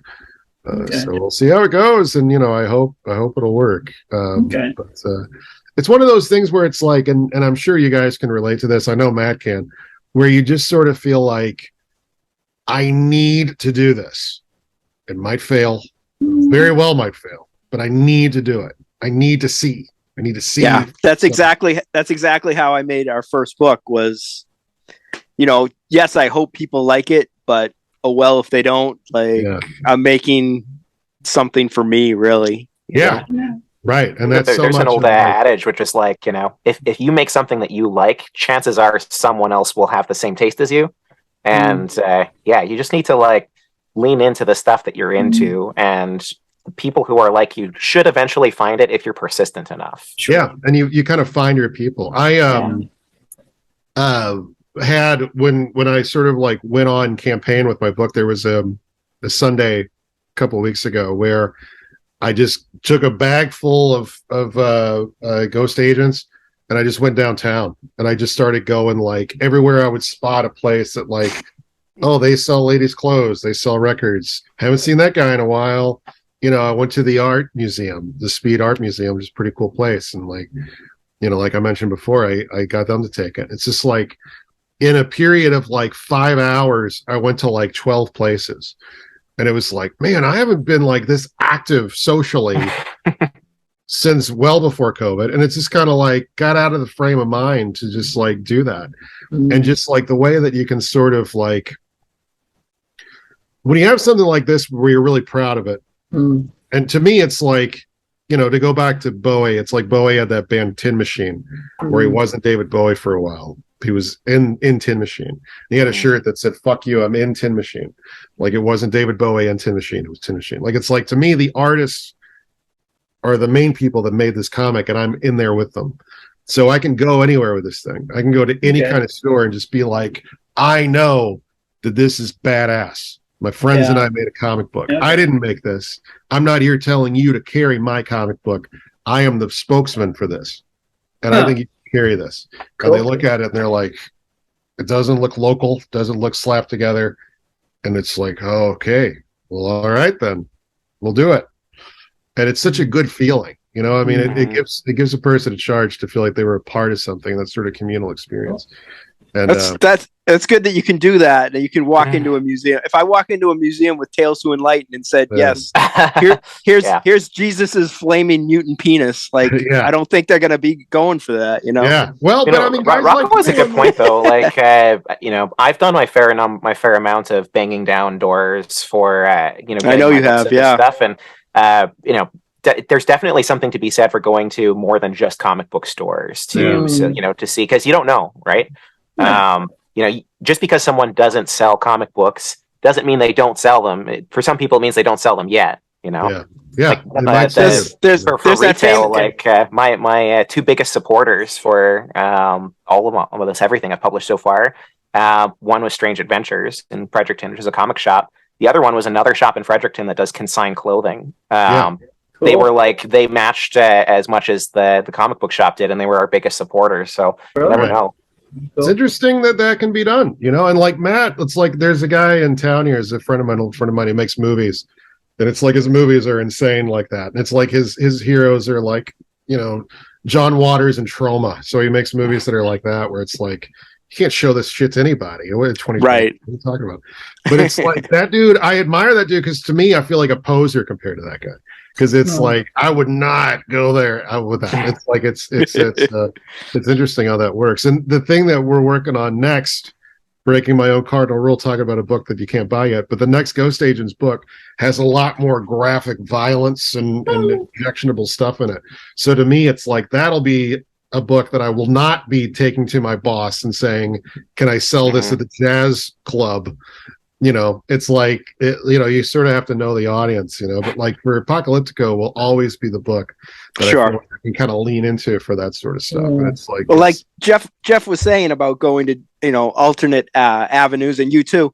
I think it was Tim Truman who did like a bunch of Western work and then advertised it in like, I'm making all this up, but like Cowboy Illustrated. I read about something. Yeah, you know what I absolutely. mean? Yeah. And he would sell them at like gun shows and stuff. Right. Yeah. And it's the thing too, where it's like comics should be like the most accessible kind of art fathomable. They should be. They used to be. I mean, it used to just be like in the paper and everybody read them and all sorts of people. And it's the number one thing that I hear from people that aren't comic book people when they look at Ghost Agents is they'll be like, this looks really cool, but I don't know if I understand it because I don't get comics. Yeah. It's like, what has been done to the world of how comic books connect with people that it's like that, where it's like, I don't even know, like, who's this guy? Dude, I need to have read this for 20 years to know who that guy is, because that's how they've, like things like the Big Bang Theory have made people feel that way about normal people feel about comic books and stuff. And it's like, I want to combat that as much as possible. Just that's probably part of the reason why Scott McCloud's Understanding Comics is like one of the highest selling comics ever. Yeah, like a lot of people buy it because, and even people buy it because they want to know. Like I can't count how many moms I knew growing up who read that book because they wanted to know how to read comics. Like it's not as hard as the collective everybody who loves comics have kind of made it out to be. And it's always funny too when I think about like Watchmen, as much as I love Watchmen, like that's supposed to be like the book that transcends, and that book is total inside baseball of superhero comics. Like it's satire. Like so many people that have read Watchmen at this point probably didn't realize how much of it is satirical. You know what I mean? And it's funny that like that's the book that became the one that so many people have read outside of the very insular world of comics. So but it's very 4x4. I mean, the work that was done, the artwork. It's just you're there's no real flash to any of the page layouts. It's left, right, left, right, left, right, left, right. That's true. And that's one of the things is absolutely. It's brilliant. What it does is it means that anyone can pick it up and read it. And I think that part of the difficulty is that what we're seeing is as various artists explore ways in which to tell comic books, we're getting away from when originally comic books were just it was, I say, 4 panels. It was 6 panels on a page, and it was easy to figure out what was going on. But as we develop a more sophisticated language, a more sophisticated way of going about telling story, this has meant that our page layouts become a bit more difficult, require a bit more effort to read, and as a result, unless you're willing to make that effort, you're not going to get into the story. And that's where a lot of people are, as I say, turning to, as you say, are turning to Scott McCloud's book about understanding comics, because there's no easy way in sometimes. Yeah, so certainly. Like that makes sense. Back in the Silver Age, like it used to be the case where if they were going to, cancel a comic and then start a new one, they would just rename a comic that wasn't doing well, because what number was ones and twos were not desirable. Yeah, because if it was numbered 300 or 125 or whatever, people would see that as, oh, this has been going for a while, so I know that it's probably not bad. Yeah, but it's the reverse now. People don't want to buy into something that's pre-established because they feel like they'll miss out. So they're looking for a jumping on point, but no one really provides a jumping on point for anyone. That's true too. Yeah, they do. I mean, it used to be that you see the majors would have they would have a comic book that they would advertise as being a great jumping on point for this particular character. And we'll buy this one. It's so funny how that works, and sometimes doesn't. And sometimes it doesn't. Sure, absolutely. Yeah. So, I mean, the way that I write these things, it's always under the influence of something. I'll see an artist I like. Really? Who matron? 100%. I'll reach out to them and I'll be like, hey, good work. You want to get paid for it? And that turns out to be a pretty good way to start a conversation generally. And, I'll just say, how many pages do you want? By when? What do you like to draw? What do you not like to draw? And then I take a Delta 8, which is a very legal way to get high on hemp here in the flyover states. I'll lay on that couch over there and I'll write something. And it's always like, basically it's like character, conflict, resolution, quip. And that's 3 to 10 pages. And it's all very simple. So do you pay them when they return with the artwork, or do you pay them, give them any money up front? Or generally we have to complete the Kickstarter for them to get paid because the money doesn't exist yet. Okay, but you've wish. So you've got the book completed, you've got all their artwork, you haven't paid them yet, then you run the Kickstarter, and when it's successful, you pay them. That's generally how it works. Okay, yes. Unless somebody is really good and they need the money soon, and Eli and I will figure something out. That's the case. Because we're of course very thankful and apologetic that it's going to take a while. But it also helps, speaking very directly about it. It helps them want to encourage that Kickstarter to be successful, and it helps them post about it because they're like, "This is my paycheck. This is how we're going to make that money." I also feel with your stable of artists, they're very in that same group where you're friends and collaborating on other things too. Whereas I just come out of, I'm just like, hey, look at this. I want to hire you. I can't say I'll pay you in a year, Yeah, no, that's true. That's true. And, it just depends on who it is. And, I'm asking them to trust me with it, but like we've had situations where people have been like, I could really use that money now, and we'll figure it out. Sure. We're never more than $1,000 into anybody. So it's always sort of feasible for us. And you've established a track record at this point too. So obviously your reputation precedes you, sort of thing, which is super valuable to me. Like that's I'm one of those old school guys where it's like my name is everything to me, so it's very important to be able to. Cool. We before we started recording, we were talking about Ken Landgraf, who is by far the biggest name that I've been associated with. I live about 4 miles away from the gas station where I first bought a comic book off a spinner rack, and it was a Wolverine comic that reprinted those first 2 Hulk issues, plus a story where the Hulk isn't in it. Wolverine fights Hercules at a bar over a woman. I'm reading this at 8 years old. Drawn by Ken Landgraf, inked by George Perez, which is crazy. Joe Duffy wrote it. And then here I am today with Ken Landgraf's art in Ghost Agents. And I mean, that's pretty cool. The circle is complete. Yeah, it really is just like that's exactly how I felt with a bunch of the pinup artists. Like when I got the Pander Brothers. Yeah, I mean that is fabulous. Oh, very nice. Mizimo colored that too, by the way. I had Ken Landgraf do some stuff, and then we tracked this guy down from Norway, Rain Ness, who did this a couple comics back in the late 80s, early 90s, and just to kind of unearth him and have him contribute to our second book. It's just been like a complete dream, Yeah, it's crazy. Sure. It's crazy. And I mean, how we did it was that we saw that he was doing commissions for not a lot of money on eBay. Yeah. It's like, what if we told him we wanted 4 pages, and Eli handles all that stuff because I'm not good at that. Well, that's how Matt that's how Matt started Tales to Enlighten James, isn't it? Yeah, so with James. Cool. Yeah. So James had posted like 4 pages of a zine. He's like, well, somebody commissioned me to do these pages. I'm like, why don't I do that? And so I hit him up, and we just established a page rate. And after every single page, I would just pay him, and that's how that whole first book got made. Did you have how long did that take, Matt? What's that, Rocko? Well, let's answer this first. How long did it take? How long did it take? We started in 2017, and we wrapped all the files up at the beginning of 2020. Okay. So 17, 18, 19, 4 years, yeah. that was a Blimey. substantial Three- chunk of your life for a while. 3 years, yeah. Oh, And yeah. And that was volume 1. Yes. Okay, and then and volume 2 took what, 3 years?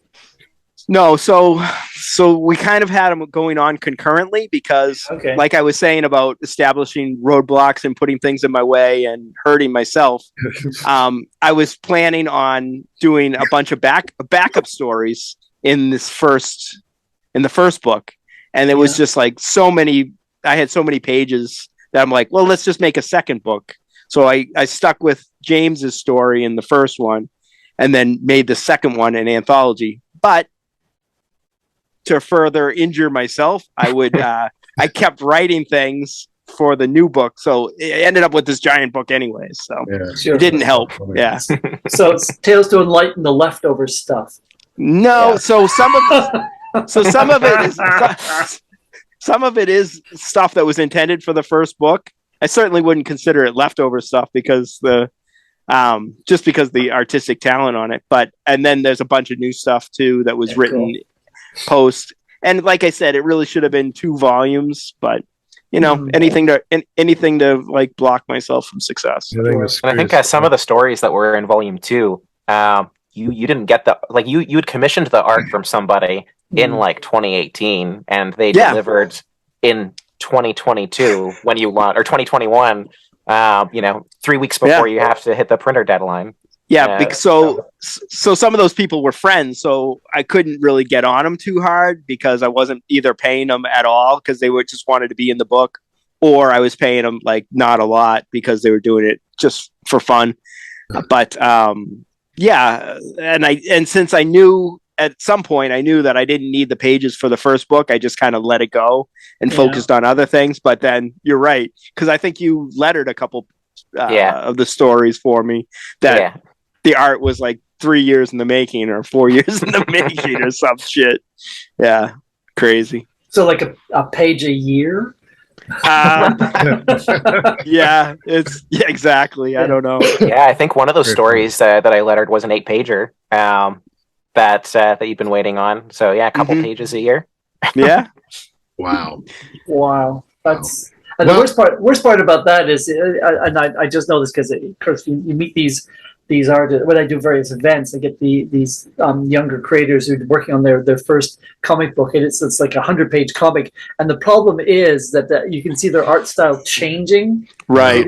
And you just know that they're going to get to get to the last page and go, oh, I hate the stuff at the beginning, and start all over again, and they're never going to finish this bloody book, right? So if it's taking any longer than 6 weeks to do this story, your artwork is going to change so much from when you began to when you end. It's like, just do it, Well, some of these that took years, most people, they would do a page or 2 pages and then wouldn't hear from them, or, it was only because I was absolutely relentless and just be like, you got those pages? How are we doing? I still want to get this done, blah, blah, blah, every week. Yep. So otherwise, some of those stories wouldn't be in it because they just had the tendency not to follow through on stuff, and I was like, "Fuck this! We're gonna get it done." Absolutely. Sure. Well, then you don't see, too, man. Yeah, exactly. If you're not paying until the story arrives, then that makes no difference. Right. But Landgraf seemed to want some guidance that I didn't care to provide. Like, he seemed to really want me to write a script, and I was like, I'm not telling Landgraf what to do. Tell Landgraf to give me 4 pages of this character and this character fighting monsters. Just that's good enough for what I need. And I think maybe if we do that again, maybe next time I will give him a real especially if he's asking for it. Absolutely. Nice. I mean, that's an opportunity for you to write something for someone who you love. I know, but it's crazy, man. It's weird. He's such a super sweet guy too. I mean, he really is. Do you see he's got a Kickstarter going on right now? Actually. Oh, I didn't know that. Cool. See, the fucking algorithm there again.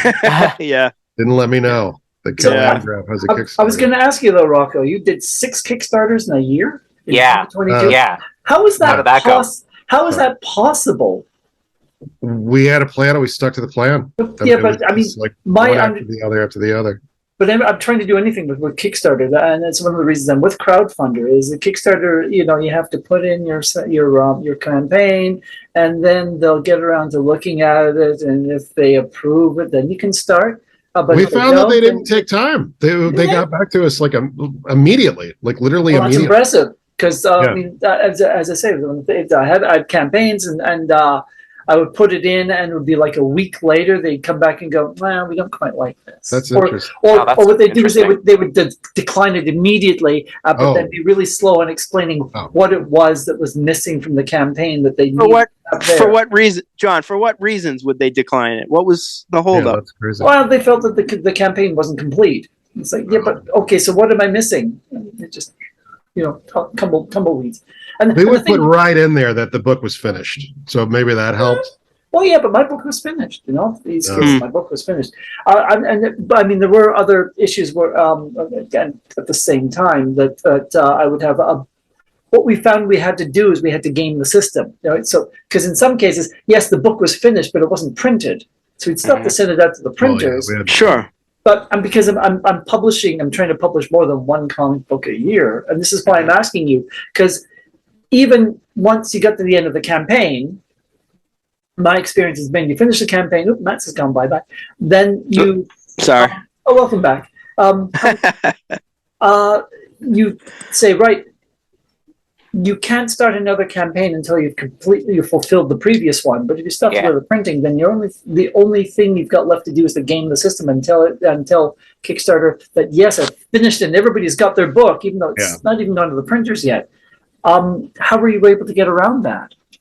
They just let us do it. I don't know. I mean, it's like we would fulfill at the same time we were launching the next one. And one of the things too that was funny about it was.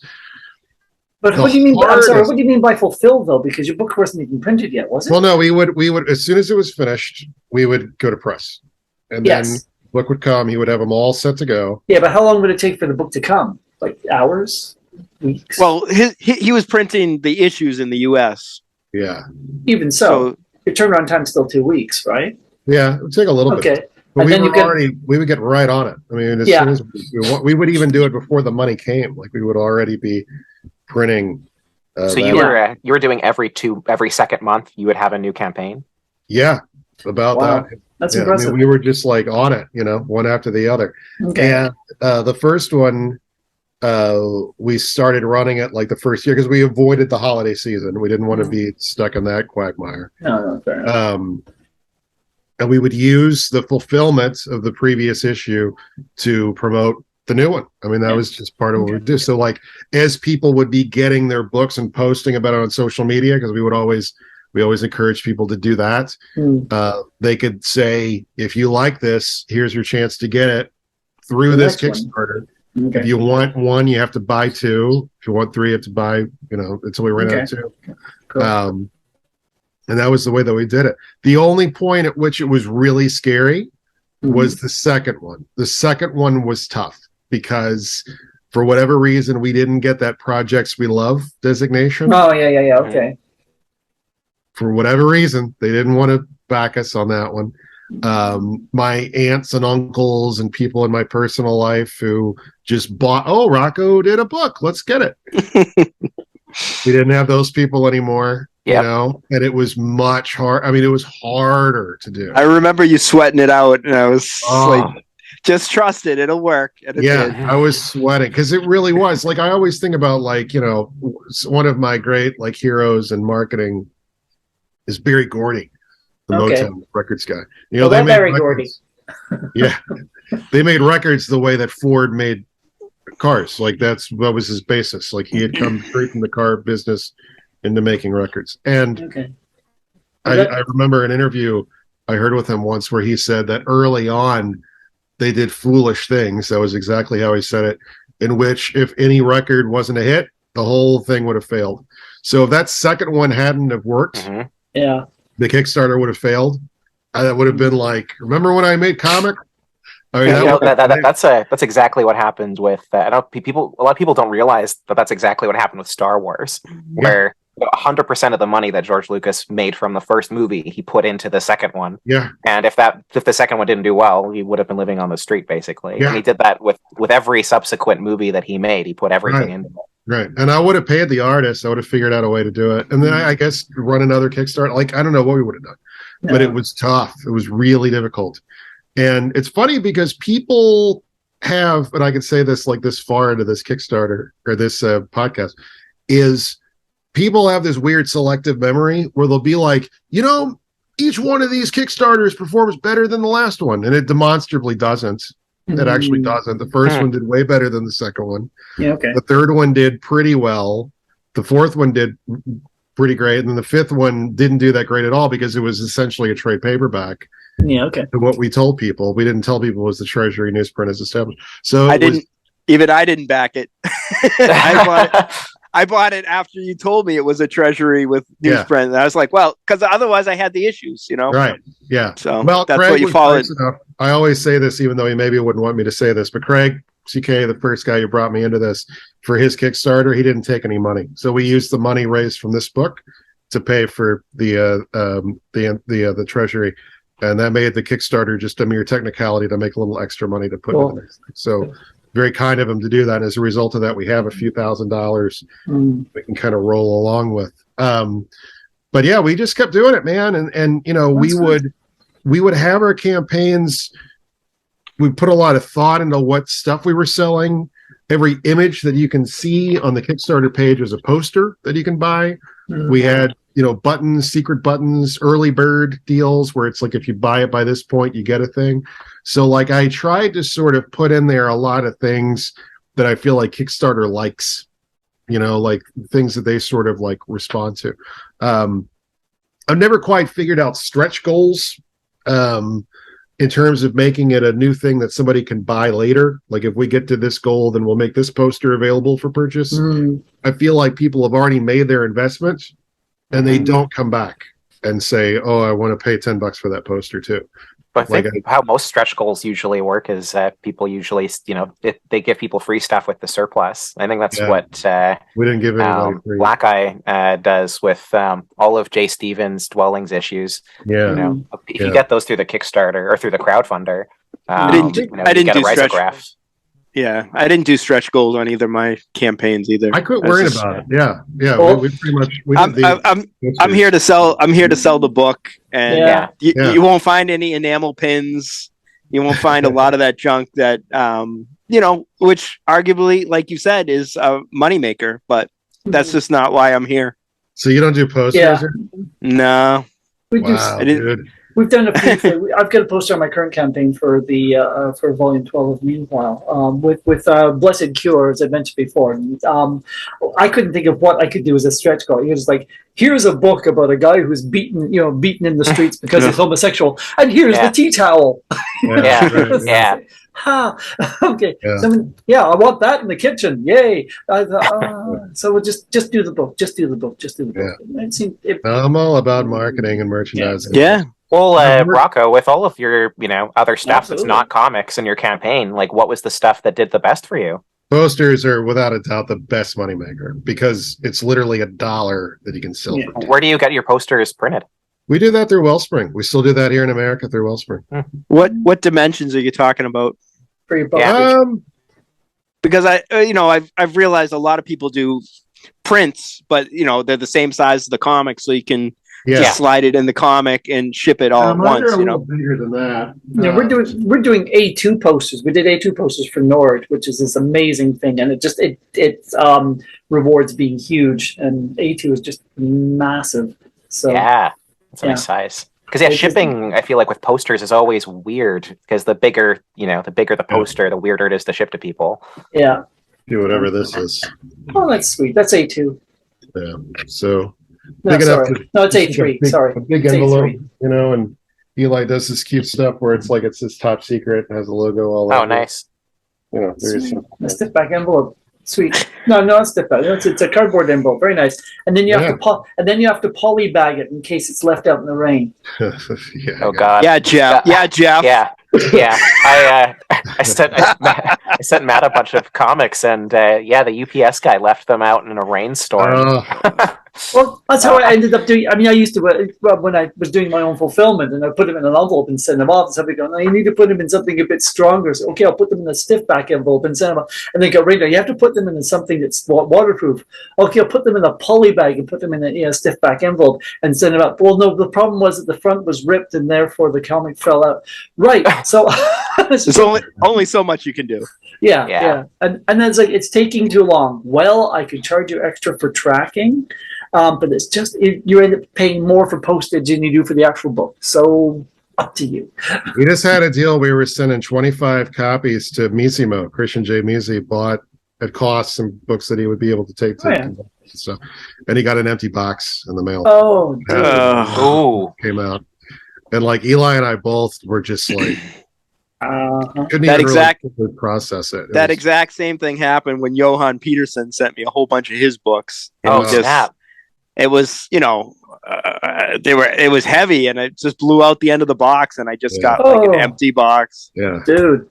And as collectors and stuff, it's hard for us to deal with that because it's not just paper. Yeah. Okay. Yeah, we had a horrible bunch of rain and wind and all sorts of stuff, and I got a bunch of like weird underground late 60s comics from a guy off Facebook, and luckily he packaged them well, and I knew that the mail came, but it was like a torrential downpour outside, and like the box was just like this soggy mess, and I was already like, put it in my head like this isn't going to go well, and I just kind of like ripped the box apart because I was able to just like do that. Yeah. And the books were fine.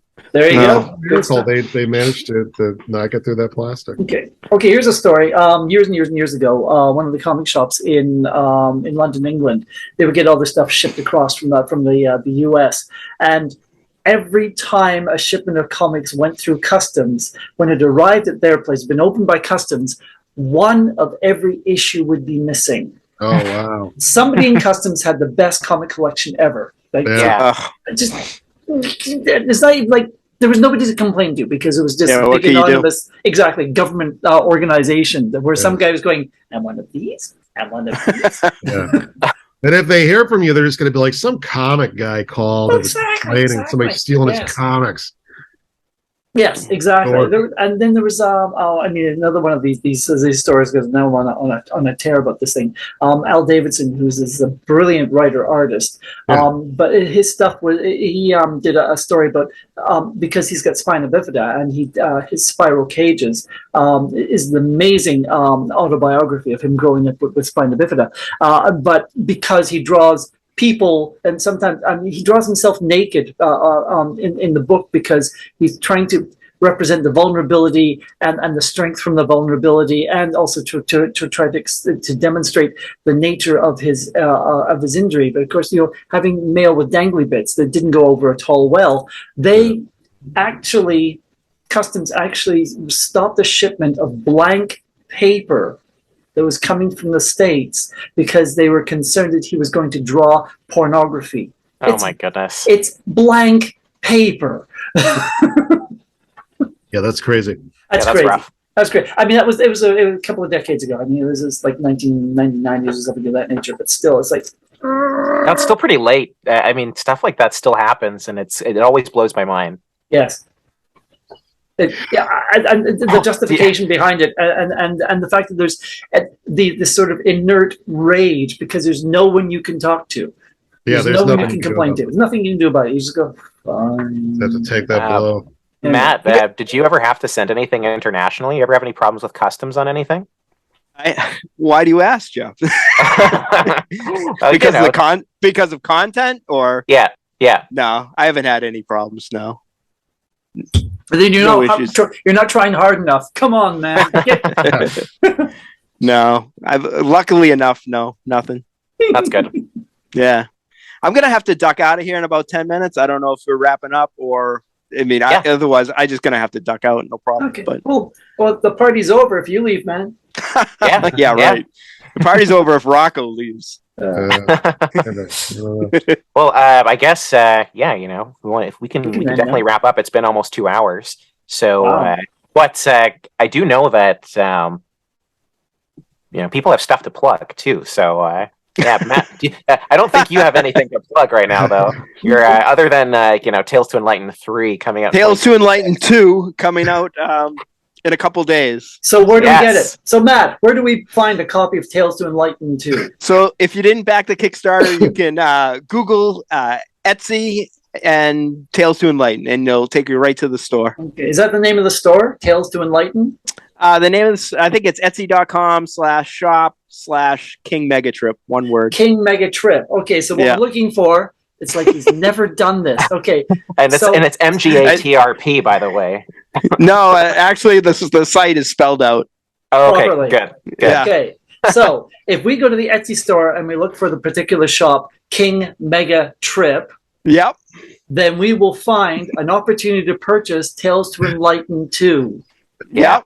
You'll find number 1 there. You'll find number 2 there. You'll find sell PDFs of it, and there'll be a couple zines. But yeah, John, you're really good at this. Thank you. One of us has to be. Okay, Rocko, what you got, man? Ghostagents.net.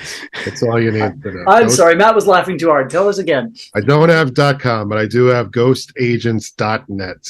That's absolutely fine. Do you have any upcoming Kickstarters, Rocko? Like, what's the next thing that's going to hit? I do. There'll be one. Yeah, it's coming. I'm trying. Like I said, I don't like to talk about it if it's not live. Like I like to sell the thing that I can sell. But the thing that you can do to help make sure that Ghost Agents continues to be a thing is to buy Apocalyptico, Ghost Agents Apocalyptico, because this is the book that will fund the next book, and then so on and so forth. And I'd like to do 2 more about this size this year. Daylight's wasting, so I'm kind of wondering if I'll be able to do that. Kind of like what Matt was talking about. When you sort of stop doing it, that is kind of the point at which you become like, it's like, you quit getting your reps in, like the next book, there actually is a story in the next book that I need to have in the book, and I need that artist to finish his pages, and he's not done yet. So it's like, we're waiting for that. I'm still promoting Apocalyptico, so I'm kind of getting into that thing of like, I'm not working on a book right now. We had that very busy year last year. But we'll do it. And the best way to make sure that it happens is to sell these things. So when you're finished with this, then you get in your car, you drive over to the artist place, you just stand over him. Stand there. What's the little story about, who was it? Was it Bob, the Valiant guy who went to Rob Liefeld's house? Yeah. Did you ever hear about this? I think I've heard about this. Is it Bob Hole? Or I got nothing. I'll just stand here, wait for you to finish. Yeah, he went to Rob Liefeld's house because there was the Image Valiant crossover, Deathmatch. Yeah. And the first issue came out, and there was all this shit that couldn't come out on the Valiant side until the second issue. So Bob, whichever Bob it was, I forget, went to Rob Liefeld's, like literally went to his house and just like waited on the porch of his $1 million home. It was just you're gonna finish your shit. And then like after Rob drew it all haphazardly, he took it and inked it at the hotel during like a hurricane, I think. Oh, fabulous. That was what was able to get that second book out. Brilliant. Okay. So, and that's me. To see anything that's going on, the website is soaringpenguinpress.com. If you are interested in seeing what's currently running on Crowdfundr, it's the www.crowdfundr without the E, so crowdfundr.com/profile/Soaring Penguin Press. Specifically, we have a campaign that I don't know if this podcast will come out in time, but we're podcasting again, crowdfundr.com/meanwhile, MEANWHILE 12. 152-page anthology. I know I'm a lightweight compared to Matt, but I'm gonna do this. I can do this quarterly, motherfucker. It looks gorgeous. It's going to be an amazing book. It is an amazing book. I've got all the artwork. I've got the PDFs ready to go. They're already at the printers. So the only thing stopping me is, well, actually, there's nothing stopping me. It will arrive. It will appear. The attitude. Okay. Right on. Back my book. Beautiful. Yeah, that's great. This has been a super fun conversation, and I'm glad we could all get together and do this. It'd be fun to get together, do this again. We're captains of industry. Yeah, we are. Yep. Yeah. We'll do this again next week, right? I'm not doing anything. Yeah, if there's one thing that I feel like I definitely pick up more people who I talk to who publish comics is, everybody is just figuring this out themselves and kind of stumbling around in the dark. And it's always enlightening to talk to other people and see, where their stumbling around has led them. So. They're very true. And you learn from others' victories and mistakes. And it's funny because it's like, one of the things that I think about a lot in life anyway, is that sometimes the personality traits that can be negative can also be very positive, can kind of drive us to do great things. Like a lot of great salespeople are also not great friends because they aren't capable of telling the truth and forthright. So it's like, like when I look at like how Matt's doing, Matt's cool, we're friends, but it's like $20,000 Kickstarter, huh? Yeah. Well, why'd you have to call it "fuck Rocko" in that case? It really is just kind of like you take weird things personally, and it sort of like makes you sort of. In no way do I feel like I'm in competition with Matt. That's just an example, but it's like, as much as we're compatriots, it's also just kind of like, nobody wants to be the one that has the dog of the Kickstarter that fails. I would feel very bad for the person. I would feel sorry for myself if my Kickstarter failed, and it's just kind of like, it's that sort of thing of just like, when you're not nervous, it means that you're fucking up. And it's like, you kind of look at what other people are doing and you take ideas from that. Yeah.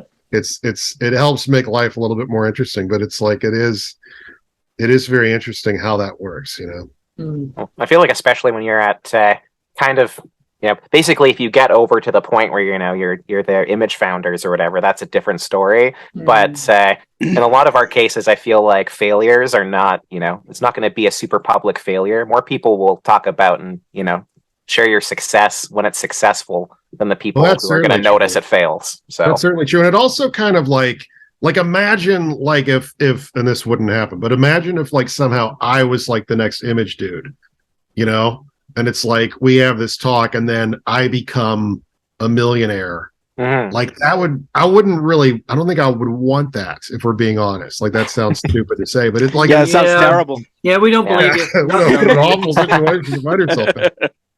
I don't want to be anybody. Like, I'm not trying to like be some, like, I want to be part of the gang. I want to stall boys, like that's kind of the way that Then you do the same thing that Eastman and Laird did. I mean, you mentioned TMNT before. It went gangbusters. They had more money than they thought they would ever have in their life. And so they just turned around and plowed it back into doing other comics. They supported other creators. So if you accidentally happen to be a millionaire there, Rocko, think of us kindly. And,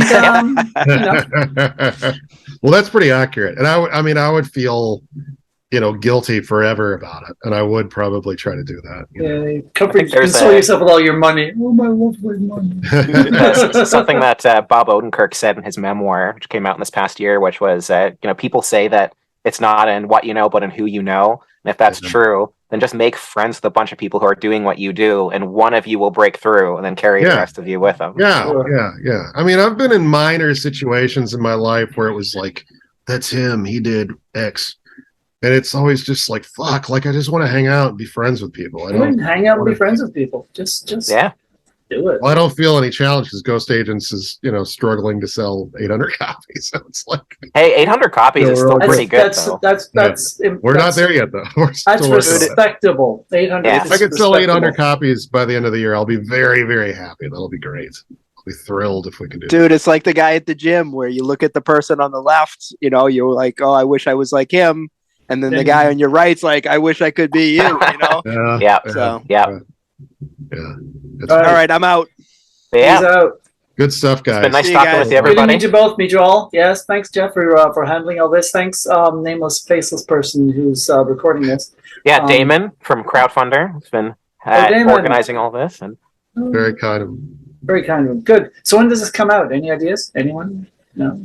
I believe, if it's judging by the last episode's timeline, I would say within 2 or 3 weeks is how it worked out last time, but Right, don't so- quote me on that. So just after my campaign's over, perfect. Well, because we think that they were just doing a big push for episode 1 last week, so if you have a deadline, I'm sure that Damon's Faster. listening. We could try to get it out faster. That's That's fine. funny. It's fine. You got to do what you got to do. That's fine. That is one of those things, because when you're running a Kickstarter, you know the date it ends, like how much time you have left. Like it puts that rock in your head of just like, how are we doing? Is it going to succeed? Doesn't matter. It'll see. If it doesn't succeed in this, it'll succeed in other ways. It's fine. Yeah. It's a good book. I have faith in the stuff I do. It's very zen. But Matt has to go, so we have to Yes. stop talking. That's okay. You guys continue on. That's fine. Talk about Yeah, that. thanks for joining us, Matt. It was nice seeing you again. Yeah, Yeah. thanks for having me. Thanks very much. Thank you for being had. A lot of fun. Bye, guys. And, We should, don't we should all- forget, people at home, Tales to Enlighten. Yeah. this is just so unfair. Hang on, one of my books. Be right back. Bastards, See you guys. a lot of you. See you guys. I'll talk See you, to you man. later. Very good. Thanks again, Matt. This is great. Yeah, I'm still so. I have one of these is always like a foot away from my hand at all times. Yeah. Like Well, yeah, like the last book that I did was, this guy, Canadian Crime. Nice. Matt definitely got an earful from me being stressed about hitting deadlines, printer deadlines with this one, but Yeah. Yeah. No, actually having this thing. it's good. It's out and it's done. It's such a great feeling. I mean, it's like if this was the end of it, I would feel pretty good about it still. Right, But okay. Still got to pay much, guys. Meanwhile, Yeah, but- 10. Beautiful. Beautiful. Oh, very cool. Oh, yeah, very nice. A couple of years ago, we did The Glass Wall. It's about terrible things happening to people in the East End of London. Gorgeous stuff. Gorgeous stuff. Wonder if Now, I just did something you were salacious. saying a while you ago, still, we did Perfume of Lilacs by can't remember his name now, Samuel LeBlanc. We do very pretty books. now you were mentioning you're Perfume still of running Lilacs. stuff out of the UK. So for North I American hear you. people, like how? Oh, Hmm? sorry about that. Didn't realize fine. you.